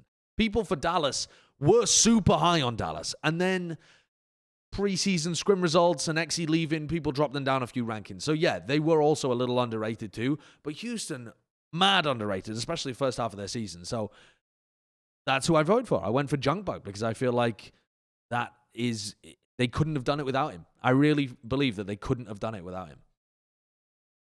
All right. It's fair. I mean, honestly, you were forgetting the most important coach. Then, honestly, there's another person that was left off the list. Jake. Sure. Jake played for the Houston Outlaws. What other coaches have been playing for their team, huh? That's true. No other coach could get there and be like, you know what? I got to go talk to the player. And then turn and talk to himself. And talk, no, very few coaches could do that. You're forgetting that very important aspect. But yeah, would you have voted for Jake then? No. But I do think Junkbuck is a fair pick. Not my pick, but it's a fair pick. I could see the logic behind. I mean, it's Rush. It's definitely Rush. Also, I want to hint on the thing. I also want to hint on the thing that like we talked about, because it's not even like the Tracer thing where Fuel was like, we don't need Tracer. And we're like, ooh, that's not good, because we've heard that before. You know, everyone remember demecking Divas with the Clockwork Tracer? Anyone remember this? Like, but the thing is,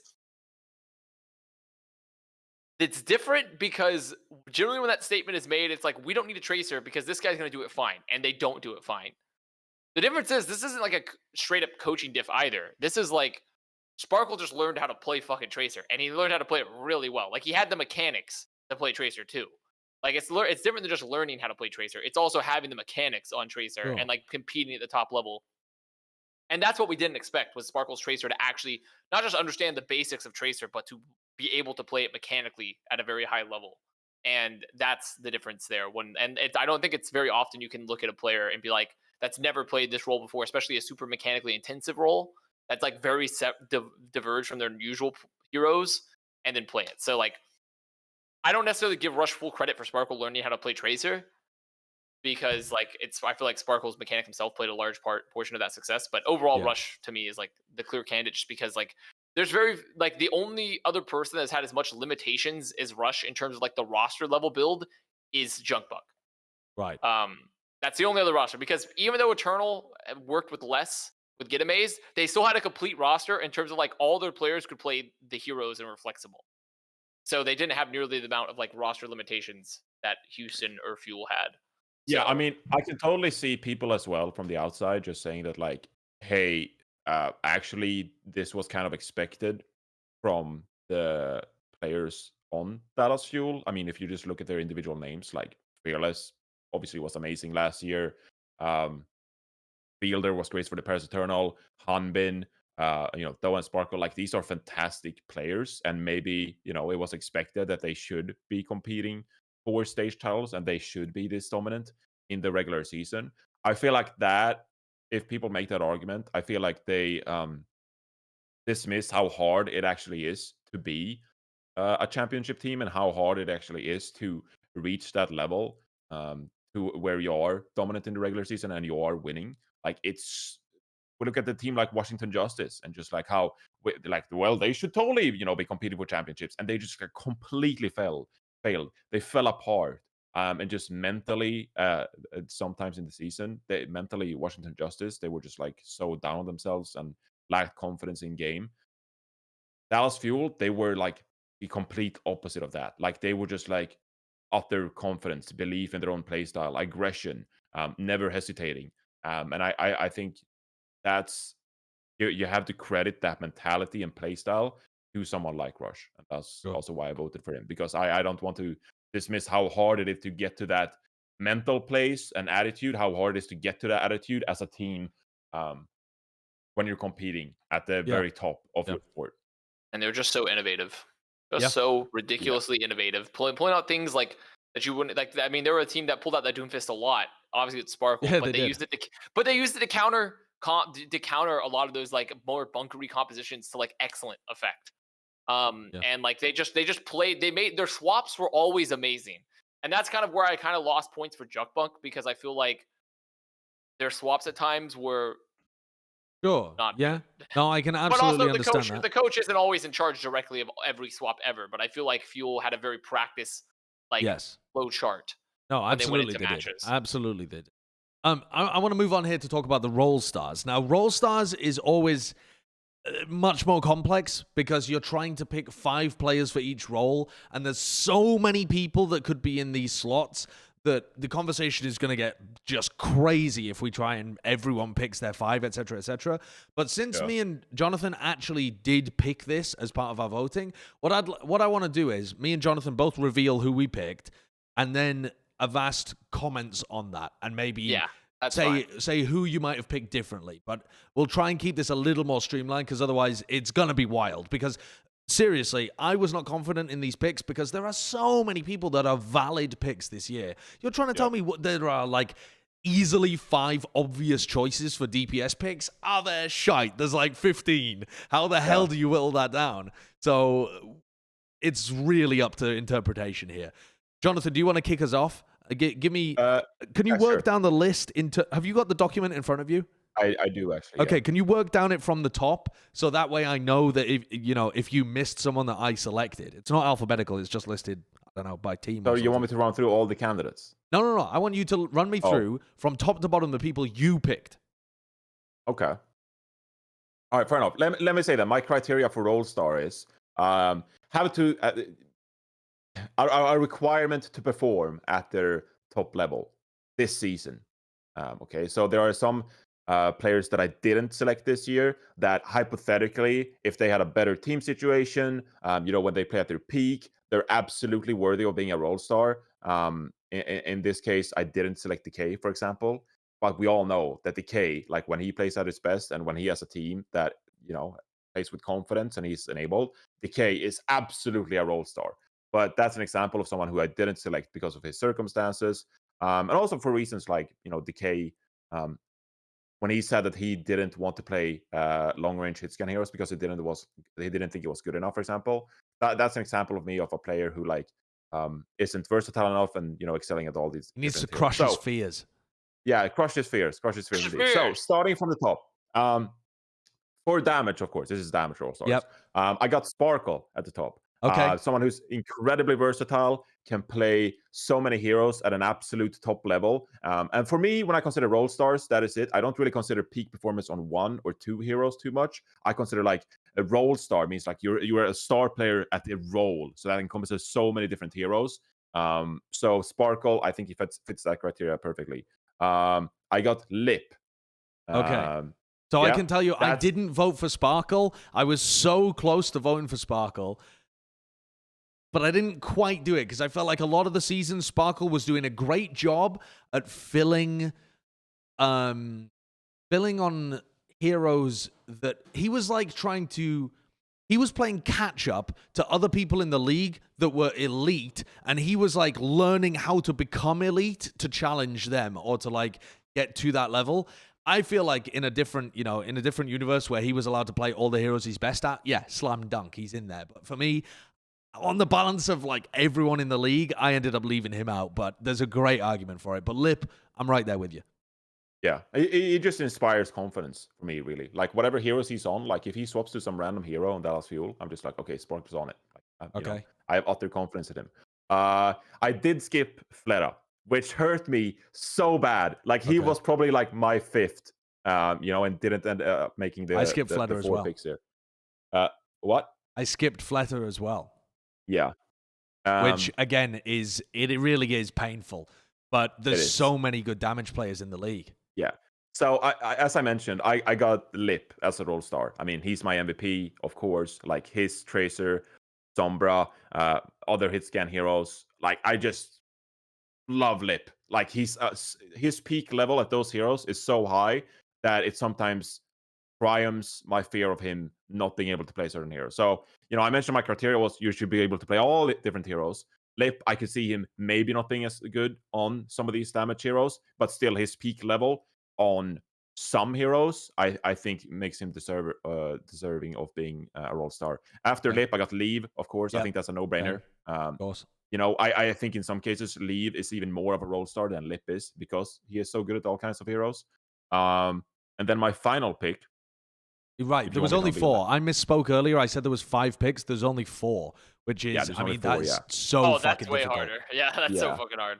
So, my 4th pick, I said I skipped out on Fleta. He was actually not my 5th. He was my 6th, probably. The final 4th spot, I was either giving to Kevster or Pelican. That's so funny you say that because I missed Sparkle and I gave it to both Pelican and Kevster. So I gave it to both of them plus Lip and Leave, and you had to choose between them because you'd selected Sparkle. It's bloody difficult. Who did you end up going with? I ended up going with Kevster instead of Pelican. I think Pelican is an incredible candidate for Role Star because he's shown us that he's so good at all kinds of different heroes. Like you mentioned in a previous episode, like his May, like he just came out and was amazing at May. Then he can play Pharah, he can play Tracer and take on the likes of Dante. So obviously that makes Pelican a fantastic Echo. Yeah, I didn't even mention Echo. He can play fucking everything. Yeah. But I ended up going with Kevster because I think I compared a lot of different stats here. Like I spent like an hour on the Overwatch League website just comparing these two individuals. I think that Kevster's peak performance is probably higher than most of Pelican's heroes, but we haven't seen the same level of versatility as Pelican. But I think that also is because of the different situations within the teams. So like Atlanta RAINN, well, they have someone like Kai, who's a specialist on hit scan. And they have Edison, who usually specializes on hit scan or tracer. And that means that Pelican's role in the team is very much to play all kinds of different heroes for his team. While Kevster, like he's shown us great performances on May himself, his peak potential on like heroes like Pharah, I think he'd beat out Pelican. Tracer as well, I think Kevster would beat out Pelican. Maybe I'll take there. And I think that if Kevster had to fill some of these heroes that Birdring plays for the team, I genuinely feel like Kevster would be able to fill those heroes based on what we've seen from him. So I think Kevster with like 51 versus 49% beats out Pelican in my mind there. Yeah. At the end of the day, I had Sparkle like ticked. The way that I do it is I tick like 10 people or something, and then I try and remove them one at a time. Oh, it's so hard. Excruciating. And I ended up removing Sparkle because I just couldn't. I mean, I just literally couldn't pick between Pelican and Kevster. They're so even, and the stuff they bring to their team is incredible amounts of value. And, you know, there's a ton of other people that you could go for. Avast, what do you think? What do you think? Are there other people, perhaps, that we didn't even Pretty good. mention? I mean, I haven't heard yours yet, but I guess you pretty much said yours. So, yeah, like, it doesn't matter. Yeah, you pretty much said yours. So, Lip, Leave, Pelican, Kevster were the four that I went for. I think overall, it's really good. Like, the Sparkle debate is interesting, though, because of the fact that, like, there's not very many heroes you would argue that Sparkle was necessarily, like, aside from like Doom and like the Genji when he played it a couple times, and his Pharaoh, I think his Pharaoh was really good this year too. I mean, he had 3 heroes that he pulled out that were he's pretty top tier. That he would say he was like top 3 in his role, if not like top 1 or 2, when he played them. But like his Tracer, which he played a lot of the year, was obviously not like that incredibly high level. He just played it such a well-rounded manner and was so good at sticking pulses in particular that he was able to make sure that his performance was keeping up with all the top tracers, even though you wouldn't necessarily classify him as like a Kevster or a Pelican level tracer or a Leave level tracer or even a Lip. So like, it's hard to think to not nominate him because of how flexible he's been and his impact on certain roles. And also the one thing that Sparkle on top of that too, his swaps were always great. Comparatively, so many DPS players, I feel like they came out into like, they were playing this hero in this composition, but I feel like Sparkle allowed Dallas to like, make incredible swaps. Like all the time, and like make a swap that really like countered the meta they were playing against in the other team's comp. Yeah, I mean, to that point as well. And that's kind of invaluable. Why I love Sparkle is exactly why that point as well, is that if I played with Sparkle, I don't think he'd hesitate to swap to a hero he thought was like a counter or was needed. Like he could just randomly swap to Symmetra in a game, and I just like full faith, like belief in him in that regard. Well, I don't think, like you said, a lot of players, I don't know if they'd, in the spur of the moment, make that crucial hero swap like he can. Yeah, so I think it's hard, but it is really hard because there's so many great DPS players. I'm going to put 3 out here, though, that could have made the list. Okay, go. That could have made my list. Number one, I would say Prophet. Yeah. I think Prophet, the Considered him. consistency of Soul Dynasty's DPS line has been fucking incredible this year. It's like the one thing you never expect from Soul, consistency. And it's happened with a player that has won the Overwatch League, and it's with Prophet. He's proven why he's still like one of the top tier players after all this time. He's just so fucking good. Like, disgusting how good Prophet is. Number 2, from a team that does not perform well though, Yaki. I still would have put Yaki in a role star. I really wanted to nominate Yaki, but all of my memories of Yaki being incredible come from the May melee. And like I think a tiny smattering. He had a great Countdown Cup too. Oh like yeah, the Countdown Cup was good, and there was smatterings. But what I mean there is that it wasn't that he fell off. It was that his ceiling is like capped by how shit his team was. You know, there's only so much you can show if your team is bad because you're not even getting into the opportunities. You're not getting a chance to demonstrate your ability. And so I feel like the same thing that could be said with when Jonathan was bringing up his other candidates that he was saying, like Decay, for example. You know that Decay could be great, but the justice has not allowed Decay to be the best he could be. And I feel like the same could be said there too, with Yaki, especially the middle portion of the season. Like, but he is so fucking good. So good. Like, he's just like, every time I think about him, I'm like, God damn, this guy pounds. Like, literally every time that he plays. And it's just disgusting with how bad his team is. Like, you see it so seldomly. So like Yaki had to be on there, like, or had to be like in that honorable mentions. Like, but overall, I think your list was like, I think really good list. You know, nothing to hate on too much. Let's talk tanks for a moment, though, because tanks, I feel, are much more weighted towards the teams that did well. It is very, very difficult to have a player like Yaki where you're on a bad team, but you still look great on tank. That is almost impossible. And so the tank role stars are almost always going to come from your top teams. I went with one pick that's very out there. The way that I split it was you get 4 votes and it just says tank. So I picked 2 main tanks, 2 off tanks. Even though in theory, if you really wanted to pick like the people that had the most impact for their team, maybe you'd pick more main tanks, maybe you'd pick more off tanks, right? But I specifically chose to give myself the extra rule that I had to split it 2 and 2, just to make it simpler for myself. So I'm going to read my list, and Jonathan, you can tell me if you aligned with anything. Starting from the top, Fearless. I mean, Fearless was a role-star this year. He's just a fucking freak. He was so good. Yep. Anbin as well, I had as a role-star, because I feel like he was the best off-tank that we had this year. Was he, even though he's statistically head and shoulders above everyone else, do I feel like the eye test said he was head and shoulders above? No, I feel like he was a little bit above, but I still feel like there were excellent candidates elsewhere when it came to the off-tank role. I went for Fate as my other main tank pick because I think what he was able to do on the Wrecking Ball specifically was so important to the way that Shanghai Dragons were able to gain certain titles this year. And then my 4th pick was fucking out there because I was going to just go with Void. And then I was like, actually, the player that impressed me the most, which is a little bit of like the Sparkle pick where he overperformed expectations for me. You've got to be kidding me. I genuinely didn't pick Void this year, even though I think he could have been a fucking, like, crazy candidate. I went with Hawk. I went with Hawk as my role star off tank because I accept that this is not. It's more of a role star than Void. This season, I feel like Hawk was more crucial to Atlanta's success than Void was to Shanghai's. Yeah. And okay, I can buy that. And I accept that it's a very out there pick because really, if you sat me down and you asked me to list out the best off tanks of the year, I don't know that I could justify having Hawk in second. I think it'd probably go something like Hanbin, Void, Hawk, Space, something like that off the top of my head. Maybe I'd make some adjustments to it, but it's the same kind of argument to me with Sparkle, where my expectations for him were he's going to struggle to fill this gap. And actually, he fucking pounded. With Hawk, every time I watched him, I was impressed that this player had flourished and had this like breakout year. So I wanted to reward that in a sense with my vote for Role Star, that he did so well this year compared to what we'd seen from him. But I understand that that's a bit of a dodgy pick.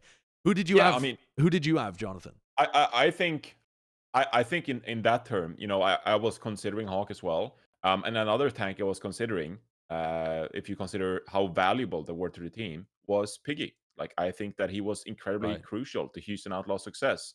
And he you know, arguably the best Sigma in the league. So I think I spent some time thinking about Piggy. Role stars, though, I think it's different. I don't really consider value to the team when I consider Role Star in that regard. For MVP, that's obviously the name of the award, most valuable player. Role Star for me, just sheer individual skill, like who are the best candidates on their roles, in an all-encompassing manner. Like I in 2018, I would not have probably voted for Pine for Role Star because at his peak he was an absolute monster, one of the best Widowmakers and, you know, McCree's we've ever seen. But he wasn't like all encompassing. Like if you saw Pine on Tracer, you'd be like, sure. or May. Like you'd be like, okay, come on, dude. So when it comes to role stars, I mean, I just voted Fearless, Hanbin, Fate, and Void because I think those are the 4 best tanks in the league. And if you want to argue that, well, they look the best because they're the most winning teams, I'm like, okay, sure. But I mean, the argument can be flipped, right? They're reason. literally the most winning teams because they're the best tanks. Normally, quality of tanks is going to define how far you can get to some degree. So, yeah. What do you think? I think my weakest candidate was probably Fate in that regard. Like, if you told me that like Fate is a top 2 main tank in the league, I'd be like, I feel like that's a pretty close call. But I do think that he had an incredible impact on the Shanghai Dragons, and I think he proved in many ways that he stuck it out with the Wrecking Ball in the June Joust, and that helped Shanghai Dragons win that title, being able to play that Wrecking Ball. I still think his Reinhardt is really good. His Winston is really good. He can play all of these different tank heroes at a very high level. He's a bit of a leader, like we saw in Florida Mayhem last year. Like, he's just a main tank that I'd want on my team. But if you voted Gaga, I'm like, okay, kind of. But he was a bit of a feeder in the Countdown Cup, on Wrecking Ball at some point. Yeah. Didn't really contribute to winning as much I don't as really buy so, Gaga. I don't think lies. Yeah, so I think those were just like the 4 best tanks in my opinion. Oh my Matt, god! get the hell out of here! What? Now he's here. You've ruined our overlay. Get out of here! Oh my god! No, he's in here. You did. You've butchered our overlay, Matthew. The overlay is dead. You've killed the overlay. Well, Kurt told me to do it. You bloody hell. Have you voted for your awards? We should pay Kurt. I did. You want to know my awards? Okay, well, let's hear Matt's awards then. Okay, hold on. Let me find them. These fucking barges wait bust there. down the door. I'm gonna go through it. Wait there one moment. We're gonna pause and fix this. Yeah, 1 second. All right, we fixed it. Matt's I'm sorry back I with us ruined the now. show. I'm sorry I ruined the show. You barged in. Avast looks like where he's looking, there's just a glass panel with like a police officer on the other side. He looks like he's just in he's in questioning right now. All they've given him is salted crackers, and he's got this mic that they turn on every once in a while through the little gooseneck thing. Are you all right? Yeah, I'm just eating some crackers. I mean, you kind of interrupted the whole flow of the episode over here. So I'm Seems like I'm just taking a break, You're in Florida now. There's no COVID in Florida. You can go do whatever you want. That's what I saw online. Yeah. Well, that's not quite true. No, that's not true. That is not true. It's terrible. Some would say that'd be disinformation, even. Okay, So, okay, Matthew. You should stay inside. You've interrupted our show, but you've got your votes, right? That you did for everything. So we're up to Roll Stars on support. So what I'm going to do is I'm going to ask who you picked on Roll Star support, and we're going to if you just from the top, so it's in the same order. So that way, if you miss a name, we know you didn't vote for them. Right. So you read them out one at a time. We'll tell you if we voted similarly, and then we'll get your votes from the previous ones as well later on. All right, who did you go for supports? Roll Star supports for 2021. Fielder. Okay. Izayaki. So, okay. All right. Interesting, actually. Go on. Carry on. Iris. Iris? And Shu. I feel like they were all flex supports. Iris is underrated. Yeah. You picked 4 flex support players. Yeah. I'm tired of having to conform to have to pick main supports just because they're main supports. Become flex supports, get better, do more stuff. I don't know. Yeah, no, that's actually fair for Matt because I feel like this is the year that main supports have had some of the least impact on the league. Right. What if they played the whole year, right? Like, I mean, whoa. You feel like this is the year they've had the least impact. That's including all Brig players that have had crazy impact at various times. I mean, I think there's been a lot of main support players that have had a pretty rough year because of it. And there's a lot of teams that have that have tried to just play double flex support. So, I mean, I do agree. Main support players have still an impact, I should say. But when you look at the length of Overwatch League as a whole, this is a year where I feel like main support players have struggled kind of heavily comparatively. I did not vote for Fielder. And listen. I was very close not to either. I don't know whether I can justify my picks for these supports, honestly, because when I'm reading them through myself, I don't agree with myself. So I'm not sure I can. Well, but I don't know. Did you pick two main supports and 2 flex supports? Yes, I tried to divide it up the same way I did with my tanks. And I get if you want to put 4 flex supports or whatever. This is just a self-imposed rule for me. But I went with you for Izayaki, but I picked Shu as well as the 2 flex supports this season. I felt like towards the end of the season, particularly, Shu had outpaced Fielder to me. And I know that the first half of the season, Fielder was crazy on Ana and Moira. And so I feel sad that I couldn't include all 3 of them because of my own fucking dumb self-imposed rule that I was only going to play 2 flex supports. But I ended up going with Shu instead of Fielder, and that may have been some recency bias now that I think about it more. But Fielder was sick the whole year. So here's the thing with sorry, what you doing? Yeah, go. If you actually look at Fielder and his 2021 season, I think people are overrating him a little bit. He has predominantly played Ana and Moira, and that's how Dallas Fuel succeeded. Just being able to play those 2 heroes. Yeah. And we even were at like multiple points in the season where we said like they should probably play Rappel on Zenyatta instead of Fielder, right? But Fielder's Zen was great, though. His Zen was amazing. It was great, but it wasn't elite amazing. Tier. It was. Oh, I don't know how you were so down on it, though. It was really good compared to some of the Zenyatas in the league. I mean, if you're talking about best players in the Overwatch League, and you're talking about a role star, so you're comparing him to Izayaki, Shu, Violet, Alarm, these kind of quality players. His Zen wasn't at the same level as those 4. I would say his Zen was relatively comparable to Alarm's. I feel like I personally didn't think his Zen was that. I don't know if people thought his Zen was that bad. I'm not gonna lie. It wasn't bad. It wasn't bad. It just don't work for them anymore. You say what you can say how you feel. I personally think that I feel like this Fielder Zen narrative is weird. I thought it was definitely comparable to Alarms this season.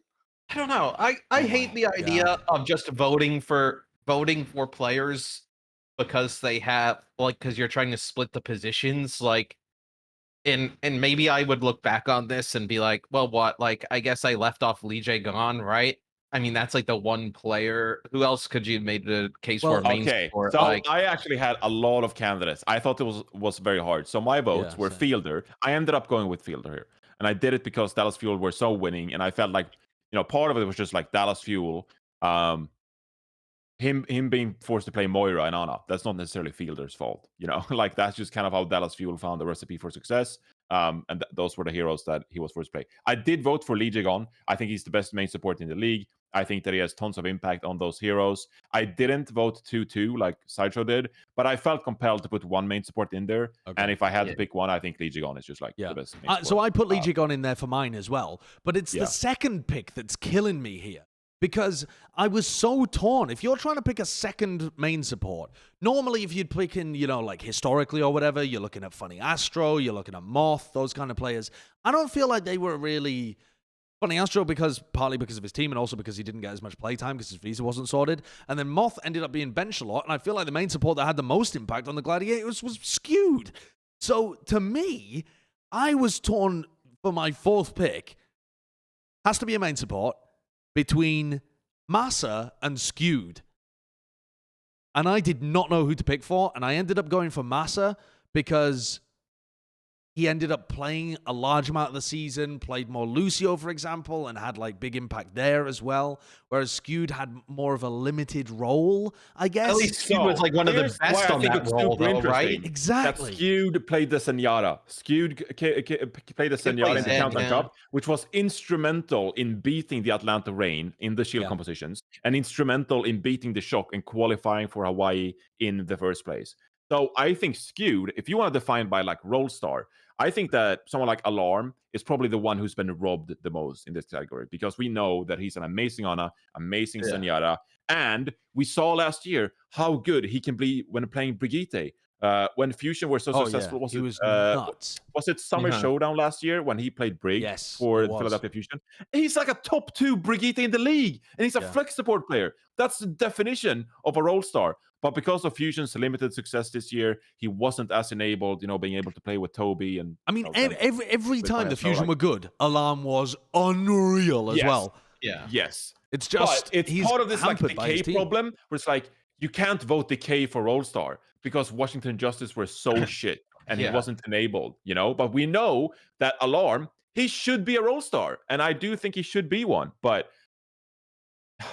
it's so hard. These votes are so hard. I went with Fielder, Lee Jae-gon, Isayaki, and I went with Shu actually. So I only got one main support. Right. We I have think very Alarm similar. was flawed. Avast, what do you think on Put this? some respect on my boy Iris's name. No, okay, wait the fuck there as well. Iris, Iris had a good year, honestly, but would you put him as like one of the best flex supports in the league currently? He basically only played back. In NA. The entire In NA, I fucking thought he year, was good. He basically only played back. I would not have put Iris in that in the Roll Star category. Looking back on This it, I probably could have made so a different. chaotic with Matt. Matt just arrived and we're just shouting at the top of our lungs Probably now. could have made a different decision there, but you know what? I felt like my boy Iris, he deserves some love. No, I understand that. I understand. Avast, I want to give you a chance for on the podium here because you didn't get a chance to vote on the picks as well for All Star. Good. Who would you have gone for? Are you in the camp of it should be split 2 flex, 2 main, or would you have just gone for who you think has the most impact overall? What's I'm your just criteria? going for impact for this for that. I think this is the year. This is the year where you can justify putting less main supports because, like, yeah, you definitely had main supports that had impact in the league, but we also had a year where Moth and FD God were permabenched. Sure. And and like the overall like main support role took a very big hit in terms of like, do you even want to be playing main support? I think there's a lot of reasons for why main support you could argue to not have them on this list currently, even though a lot of main supports also stepped up. Like Lee Jae-gon had a great Brigida. Funny Astro still has a solid Brigida, even though Fusion's had up and downs. Yeah, but he's improved his a lot as well. Yeah, his Brigida's Funny improved Astro, a lot. Funny Astro and Alarm would both be Roll Stars if Fusion had. I'm glad you included Masta because I think Masta's actually had a very overlooked year. It's tough for me to put him as a Roll Star, honestly, but he's so close to the contention because he's actually had such a good year. So my picks would have been Fielder, Izayaki. Though Fielder, theoretically, if you take recency bias into account, you maybe could have thrown Shu in there, but I feel like Shu, he's been nuts, but I just don't feel like he's been as on average consistent. Though, obviously, sometimes it's hard to tell because of team differentials, right? Sure. But it would have been Fielder, Izayaki, Skewed. I put Skewed in there. All right. I also have something that no one else has, I don't think. But I think it's one that it's kind of like you got to have him in there because I just think he's fucking crazy. I think Twilight. Oh, Twilight. good pick. I think Twilight is fucking insane. I think they're Shocks. Obviously, this is a regular season still, but I think Shocks pretty much they started looking so much better as soon as they just started playing Twilight full time. I think Twilight, he can play Brigida amazingly as well. He can play Ana at top level. Like his biggest weakness by far is comparatively is his Zen, but he could still play Zen. It's just you have Violet on your team, Yeah. And he can play BAP. Like Twilight is insanely flexible, and he has an incredible Brigida and Ana. Like extremely top player on both of those. Like you could argue he's a top 3 on both. Yeah. So, the supports are outrageously talented. So I think that's mine is Skewed, Twilight, Fielder, Izayaki. Okay, can't be mad at that, honestly. Matt, quick, do a sprint run through of your other ones, starting with MVP. Okay. I voted for Leave for MVP. Okay. The only Leave simp on the show, but a very really? understandable pick. Yeah. Okay. Who'd you guys vote for? I'm actually Lip, and who the hell did Fearless was a vast pick. I voted Pelican for Rookie of the Year. Yeah. I voted Supreme for the Coach of the Year. No, I'm fucking with you. I voted for Rush. I was about to fucking explode. No, I was fucking with you. Imagine the fucking nerve of me. It is crazy that Supreme was on the ballot, honestly. It really is. Because that team is hard underperformed, if anything. Anyway, I voted for Sparkle, Lip, Leave, and Pelican. Okay. Isn't that exactly what Jonathan voted for? Sparkle, Lip, Leave, and Pelican. No, you went Kevster instead of Pelican. No, you had Kevster. There are going to be people, let me just say this now.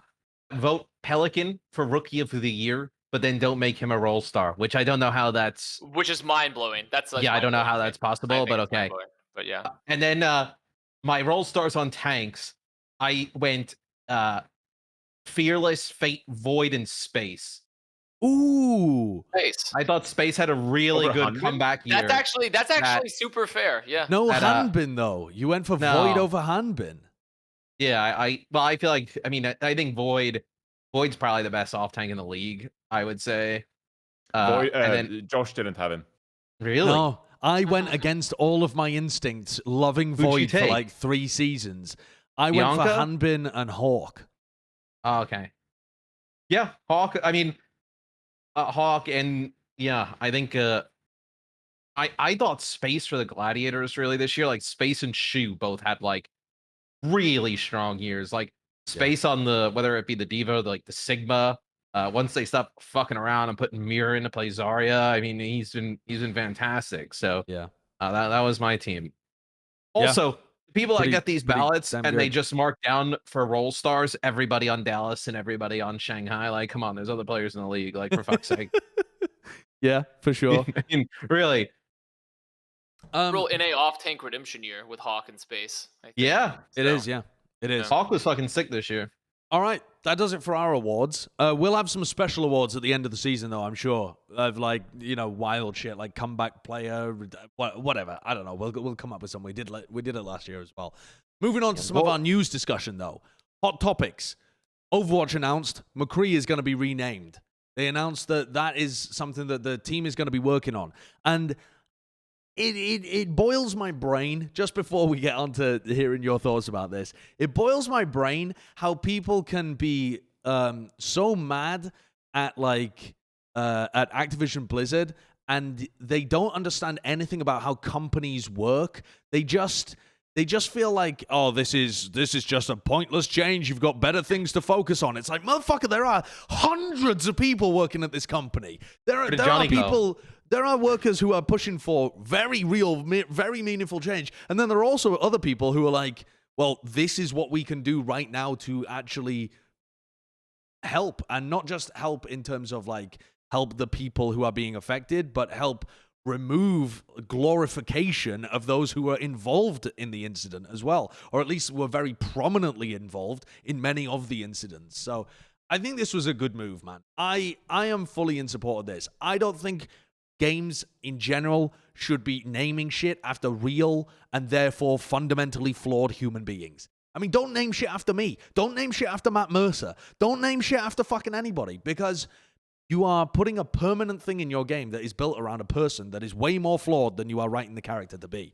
Like, the person could do anything. You never really know people. It's not a good idea, man. It's not a good idea. Yeah, and I believe they're changing a bunch of stuff in World of Warcraft as well, like NPCs and stuff that have names and whatnot. Yeah. I mean, this is a good decision. Like items and stuff like that. They even have like ice cream named after Tigole, which is Jeff Kaplan. So like, there's tons of stuff like that in World of Warcraft. I think they're gonna change a lot of that, Tigole. which is good. Tigole ice cream. Tigole. So what? I was like, I know it's Tigole.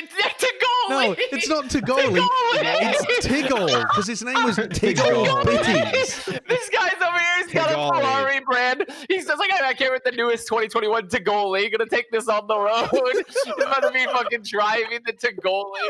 Oh yeah, it sounds like an Italian sports car. The Tigole. That's fucking funny. Yeah, like or some kind of like it's some kind of secondary cannoli version. Yeah. Tigole. Would you like cannoli or Tigoli? Yeah. Tigole sounds like a really cheap Americanized Italian place. Like say that's like, I want to get it Tigole. Oh my God. I want to get it Tigole. Oh my God. But there's also the other point that I want to make as well is you can be happy about the Overwatch team making a small change in their game, whilst also still being angry about the overall problems and pushing for other change elsewhere. You can be both. You can experience multiple emotions at the same time. I'm not sure whether the internet knows this, but you can be happy about some small change while still being angry about other bigger change not working. And Matt's headset is still broken. No, that's not me. That's like, hilarious. for instance, I like this change. I'm fucking angry that the California government just said that Activision Blizzard has been shredding documents that are related to the investigation. Like, that is absolutely unacceptable in any possible way. But that doesn't make the McCree change not a good idea. That's still a good idea. There are just other good ideas that you should also implement. I don't know. People are very myopic with their view on this kind of stuff, I feel. They only see what's right in front of them and react to it. Yeah, I think also people just aren't empathetic enough to understand like exactly what it is. It's like it's like if you were obviously the glorification aspect of what's the real central component of it here is you want to change that. You want to be able to glorify someone that has done something bad personally to people that have Yeah. worked on your game. And so people just don't have, I feel like a lot of people lack the empathy to understand truly what that means, because it's like if I was your high school bully and I just went and beat the shit out of you every single day, and then they named the library after me that you go to study, and they're like, "This is the Avast library, the Avast children's section," and then it just has a picture of me just fucking swirling kids, just fucking like just absolutely swirling kids, like. That's sort of what you would experience. Is that obviously that's like more of a jokey manner, but when you see the name of someone that personally harassed you or did terrible acts to you, and they're glorified in the game that you work on, or even is just publicly linked, or just publicly linked, it's as someone that experienced like trauma under that person, you wouldn't want that. You wouldn't want to see that, on a personal level. And then on a public level, as a company, when you allow that to exist, you're saying that you're okay with your characters being associated with people that have done terrible things that have worked at your company, and people just aren't understanding the empathetic portions of that where, and also like, sure, will the majority of people not know that McCree was linked to the person McCree? Yes, that's true. But there's a lot of people that do. Also, so I feel like that is a good thing. Like, it's a good thing if you know what the association was and they are now moving away from it. What you would expect from a big company is they just try and brush it under the rug. They're just like, people don't know about this anyway, so just leave it. It's perfectly fine. Like, it's good that they're making change, even if people don't know about it. Like, it's good that people will come to know about it. Like, that is a good thing.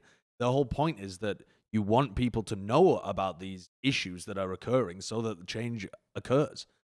Yeah, and you don't want to glorify people who have done bad stuff, and that's really all there is to it. You don't want to have something glorifying someone that's done something bad. What the heck are they going to name him, though? Because the character is very heavily associated at this point with the name McCree. I mean, it is the two are in people's heads almost inextricably linked. And so coming over to Overwatch 2, it would be a nice time to, break it, separate it, fill it with some backstory. But it looks like it's going to be a little more like rushed than that. So what do you think they go for? What if he didn't have a name? Kind of like the guy from Westworld. Wasn't the guy in Westworld, didn't he have no name, and he was a cowboy guy? Yeah, but the problem is that doesn't really work. I know what you're talking about, Matt, but that doesn't work as on a character level that you have to like. Imagine I'm in Overwatch League and I'm like, a guy with no name is 1 HP.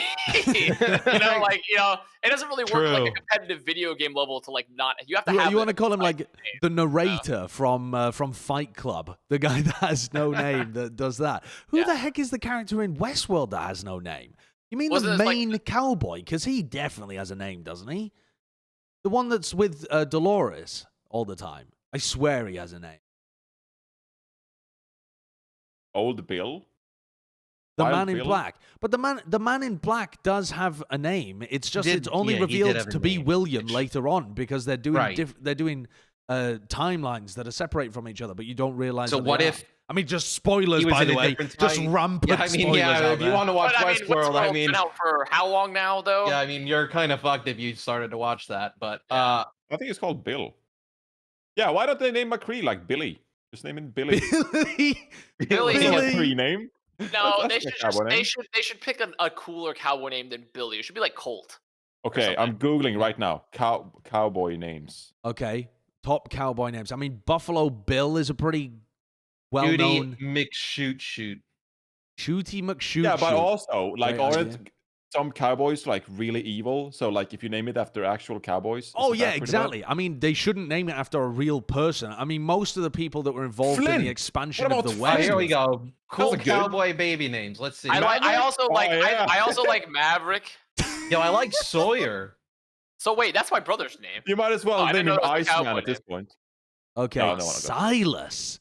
That is a pretty cool name. I like that. Cool. All right. Okay. August. No.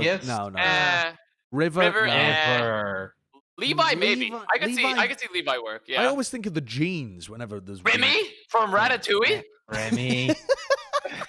Sawyer. Woodcutter. Yeah, that's badass. Sawyer's kind of badass, but the problem with me is I've been ingrained in internet culture too long, and I just think of the soy memes as just a little soy cowboy. the soy sure. boy. Okay, interesting. Otis? It sounds like a dog. Dude, I don't want to do Otis. I could see them calling the character Wyatt. Wyatt is an extreme cowboy name. Wait, Wyatt means brave in war? We need to tell Wyatt that. His name means brave in war. I mean, Bo is definitely not a cowboy name, surely. No, Bo is. No. Wait, Bo is. No, that's Bo? there's yeah. If you've ever watched, you've never watched like Western shows, have you? No, so many Western shows, there are characters named Bo. Yeah, there's a ton of Bo. Okay. Yeah. What about Dakota? Dakota is one. Yeah, Dakota's one. Yeah. Maverick. Maverick is a cool name. Ridiculous name for him. Okay. Dylan. I would hate it to be Dylan. Imagine if it was just named Dylan. Dylan the cowboy. Dallas. God. What about Dallas? You name it Dallas? Yeah, Dallas could work too. Dallas is good. There's also Austin. I think Nash is a pretty good name, actually. What about Chuck? What about if we just Nash. referred to him as Bamf? Like that was his actual name. Was just on his belt. It says Bamf. That could work. Dude, I mean, be it's sort of like the name with no name, but it's you're Bamf. just casting him and you're just calling him the badass Bamf. motherfucker. That Call is Bamf the whole time. call him Bamf. Yeah. Who was the Decker. NFL player that I did that series with, where I was trying to teach them Overwatch? I love how Adams. you did the series with them and you don't even know who they were. Spice That was Adams. Spice That's Adams. who it was. Yes. That's who it was. He became immediately attracted to the Bamf buckle, and he just wouldn't stop talking about it. Every time he saw the cowboy, he was like, "That's that Bamf guy." He just loved it. So we're gonna call him Bamf to capture the Spice Adams demographic, huh? Yes. To get those players in the game. YouTube comments down below. What do you think, YouTube comments? Leave us a comment down below with what do you Boy. think we should rename McCree. Bamf boy. Bamf boy sounds really camp. It's like the opposite of just calling someone Bamf, I feel. He's also totally not like a boy. Like cigarettes, beard. It's like Yeah. Yeah, I think that's a great idea. Let's see if you can come up with some good ideas in the comments section below. What the heck's the next topic? I've lost my topic list. What the dickens were we talking about next? Oh, there it is. Okay, great. Oh, yeah. It's the RAINN donation. So talking about the same kind of stuff, the reactions to what's been going on at Activision Blizzard, we pledged to donate all of the revenue that was coming in from the Countdown Cup kind of month. So that's since August 2nd when we did the episode up until now. So we can give you the total, which is $1,629.68. So that is what YouTube says is our revenue for that period of time. That's what we're going to be donating to RAINN. And also, Patrick, one of our viewers, who is also a regular on a lot of our personal streams as well, has pledged to donate and match that donation as well. So the sum total from this drive is going to be $3,259.36. you guys are doing great. Nailed it. Yeah. Nailed it. God. Okay. So Nice that You are gonna be a doctor. That's actually mind blowing. yeah, doctors don't have to do that much but the fucking 6-digit mental arithmetic in their heads. You are gonna cut people up. Yeah. Well, A you lot don't of even need to people know what's- chop people up without qualifications, Matthew. Yeah, it's true. It doesn't require that much. Just a bandsaw and the will to be covered I in thought blood. this was supposed to be a wholesome segment. What are we doing? Sorry, it is. It definitely is. Okay. So, RAINN's a fantastic charity. If you're interested in making your own donation, please check them out. It's rainn.org with 2 N's, like you can see in our lower third down there as well. Don't we have some, like, receipt or something? Or do we have to blur it and post it on Twitter or something? Because it'll have personal details on it. Kurt's got to Just take leave my Matt's info address. off of it. Yeah, I think okay. RAINN generally does because I did a donation to RAINN too, and they have they just send you like a thank you. I type have of it thing. already. Yeah. Oh, It's yeah. just got all of my personal info on it. So Okay, I well, probably don't we'll want to blur share that and right now. we'll tweet it out on the Plat Chat account then, so that you can see there's confirmation, there's receipt that we have actually sent. But we haven't done the blurring yet, so we won't show it right here. But you can find it at Plat Chat Podcast. Next thing to go to, though, is the opposite side of more fucking shitty news from the players. MCD, the flex support from the Hangzhou Spark, has been terminated. His contract's over in what I would consider to be not a meaningless move from the Spark, honestly, because he was their primary player. This isn't some, bullshit statement. They're genuinely, this is going to potentially affect their postseason.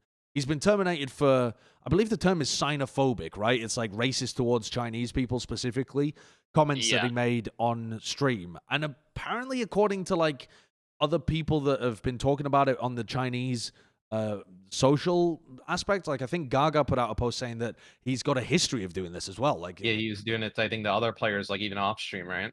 Right, yeah, that's apparently what's been going on. So pretty fucked up. Heinous shit, to be honest. Get him out. Yep. Yeah. It's never a good look either. Like, besides the overall morals of this, which are inherently bad, like, definitely do never make discriminatory statements. But, like, just from, like, a pure baseline lizard brain level, let's say if MCD was just a brain stem attached to limbs and there was nothing else, it was just a nervous system, wouldn't you think it'd be a really bad idea to make discriminatory comments towards the ownership group of your team? To call players. That is just be like ridiculously stupid. Even his org he's playing for a Chinese organization as well, with other Chinese players. Other Chinese players, other members of management as well. And he's. I think the comments. It's hard always to judge the harshness and discriminatory extremism of remarks when they're having to be translated, because you don't really have the same cultural touchstone of which words carry the same level of weight. But like some of the words he was clearly using, like the fact that they were Chinese was supposed to be the insult. Like that was the part that he was using as being insulting, which, that is obviously a derogatory comment, and especially within Asia as well, where they have so many different things that I feel like a lot of people in the West are not really privy to, where certain cultures have, long-standing histories of having tension, say, with each other. It's just not acceptable. Yeah, not professional. At the end of the day, not professional. That should be the standard that we should hold players to, is that they need to be decent. So then, a comment from all of you about how this affects the Hangzhou Spark. They're going to be playing against the Philadelphia Fusion. They're already underdogs. We've been crying for them to play their Chinese players all year long. Liga has not wanted to play on his own, but their backline of Coldest and Mika, right, could have been played at any point. And now it feels like their hand has almost been forced that they will end up playing that. Is that potentially a positive? Do they not have enough time? What's your thoughts on how this will impact the Spark from a purely competitive standpoint? And it might impact them a little bit, right? I mean, like you said, I think we've wanted to see like that backline for a while with Coldest in. I think Coldest played some last year, if I remember correctly, right? I think towards the end of the year. Yeah, and he looked pretty decent. So I mean, look, they're underdogs to begin with, right? Philly seems to be a team that's like ascending in APAC.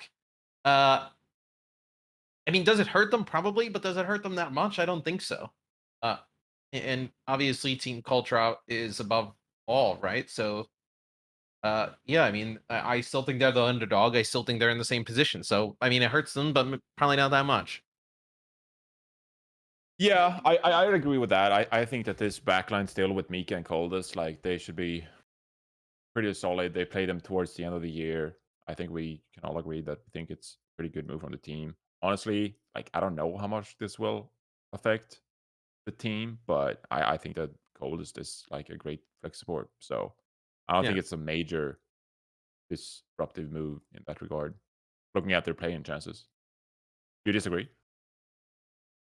I think I sort of disagree myself. Josh, how about you go first? I think it's very difficult to judge with the Spark, because the biggest thing that seems to be always holding them back is actually just integrating these players and finding communication structures that work for them in the first place. It's something they've struggled with the entire year, is actually rotating their talent effectively and getting good use out of it. In theory, they should have come up with a system that allows them to integrate Chinese players in more easily. Have they done that in practice? Doesn't really feel like it. Is there a reason that Coldest is on the bench? Probably. Should that give you some pause for thought for him coming in? Yeah, I think so as well. He's a great player, but how are they going to be able to integrate him with such little time on the clock? I think there was very little chance of Spark being able to make it through anyway, but I don't think this is going to be I don't think this is a good move for them. I don't think this is going to be like, oh, now they're finally running the right players. They're going on a run. I think if anything, it's just going to be a little bit more of another hurdle. I mean, maybe if they just play like Winston comps with Coldest and Ana. Like, I mean, I think that's a solid move from them because all comps are available. It plays into the strength of Coldest and Bouchouet. And Shy as well. You're getting back on hit scan. At Shy, yeah. So, or I think if they do that, if they decide to play that stuff, like I think I'm not gonna say they'll be fine because they'll lose the first match, but they'll put up a decent performance.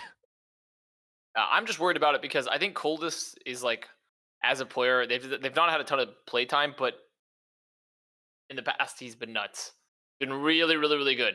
And MCD, I mean, obviously has actually been probably one of the most consistent players on the Spark roster this whole year.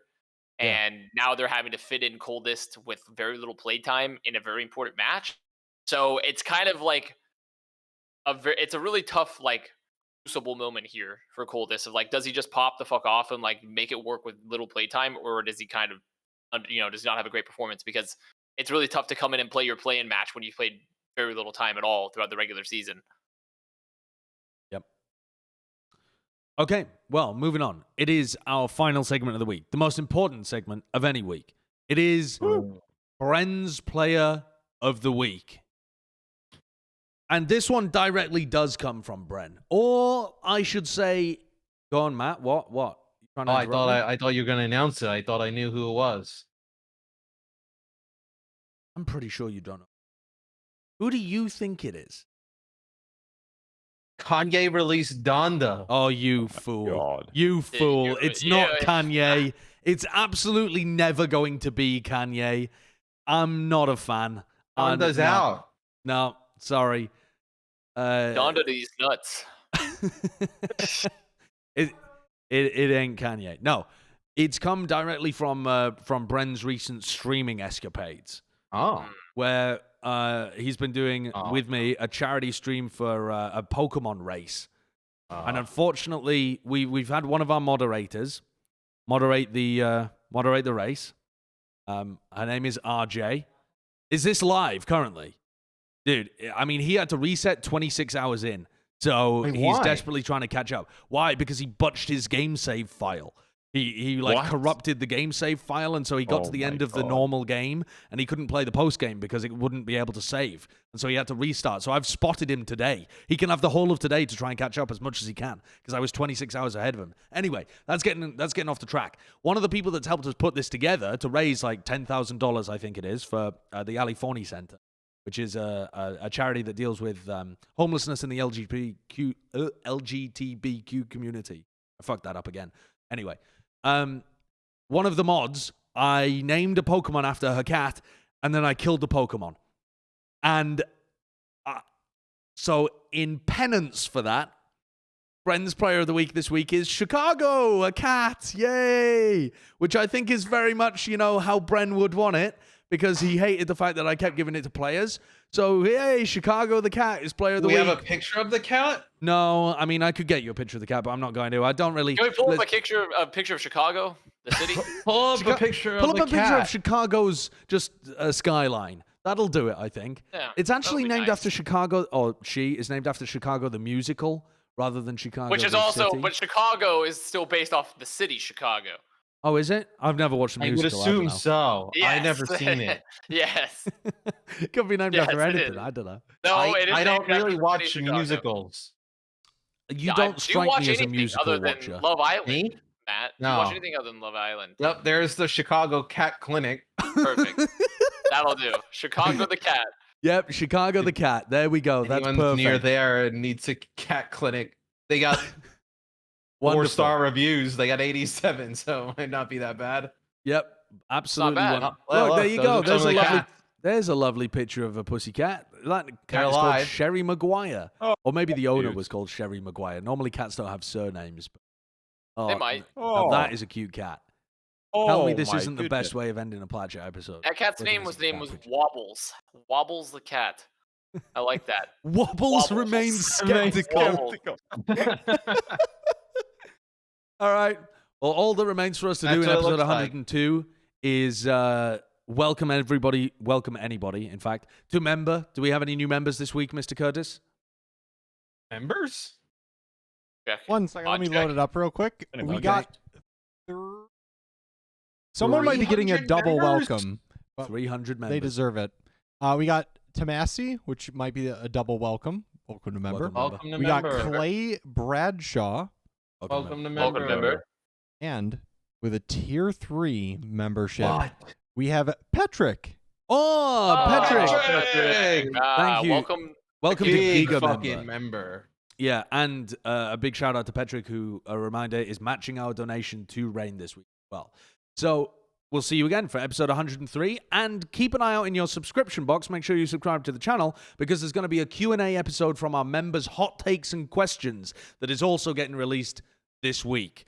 Keep an eye out for that. We'll see you next time. Episode 103 coming Bye. out.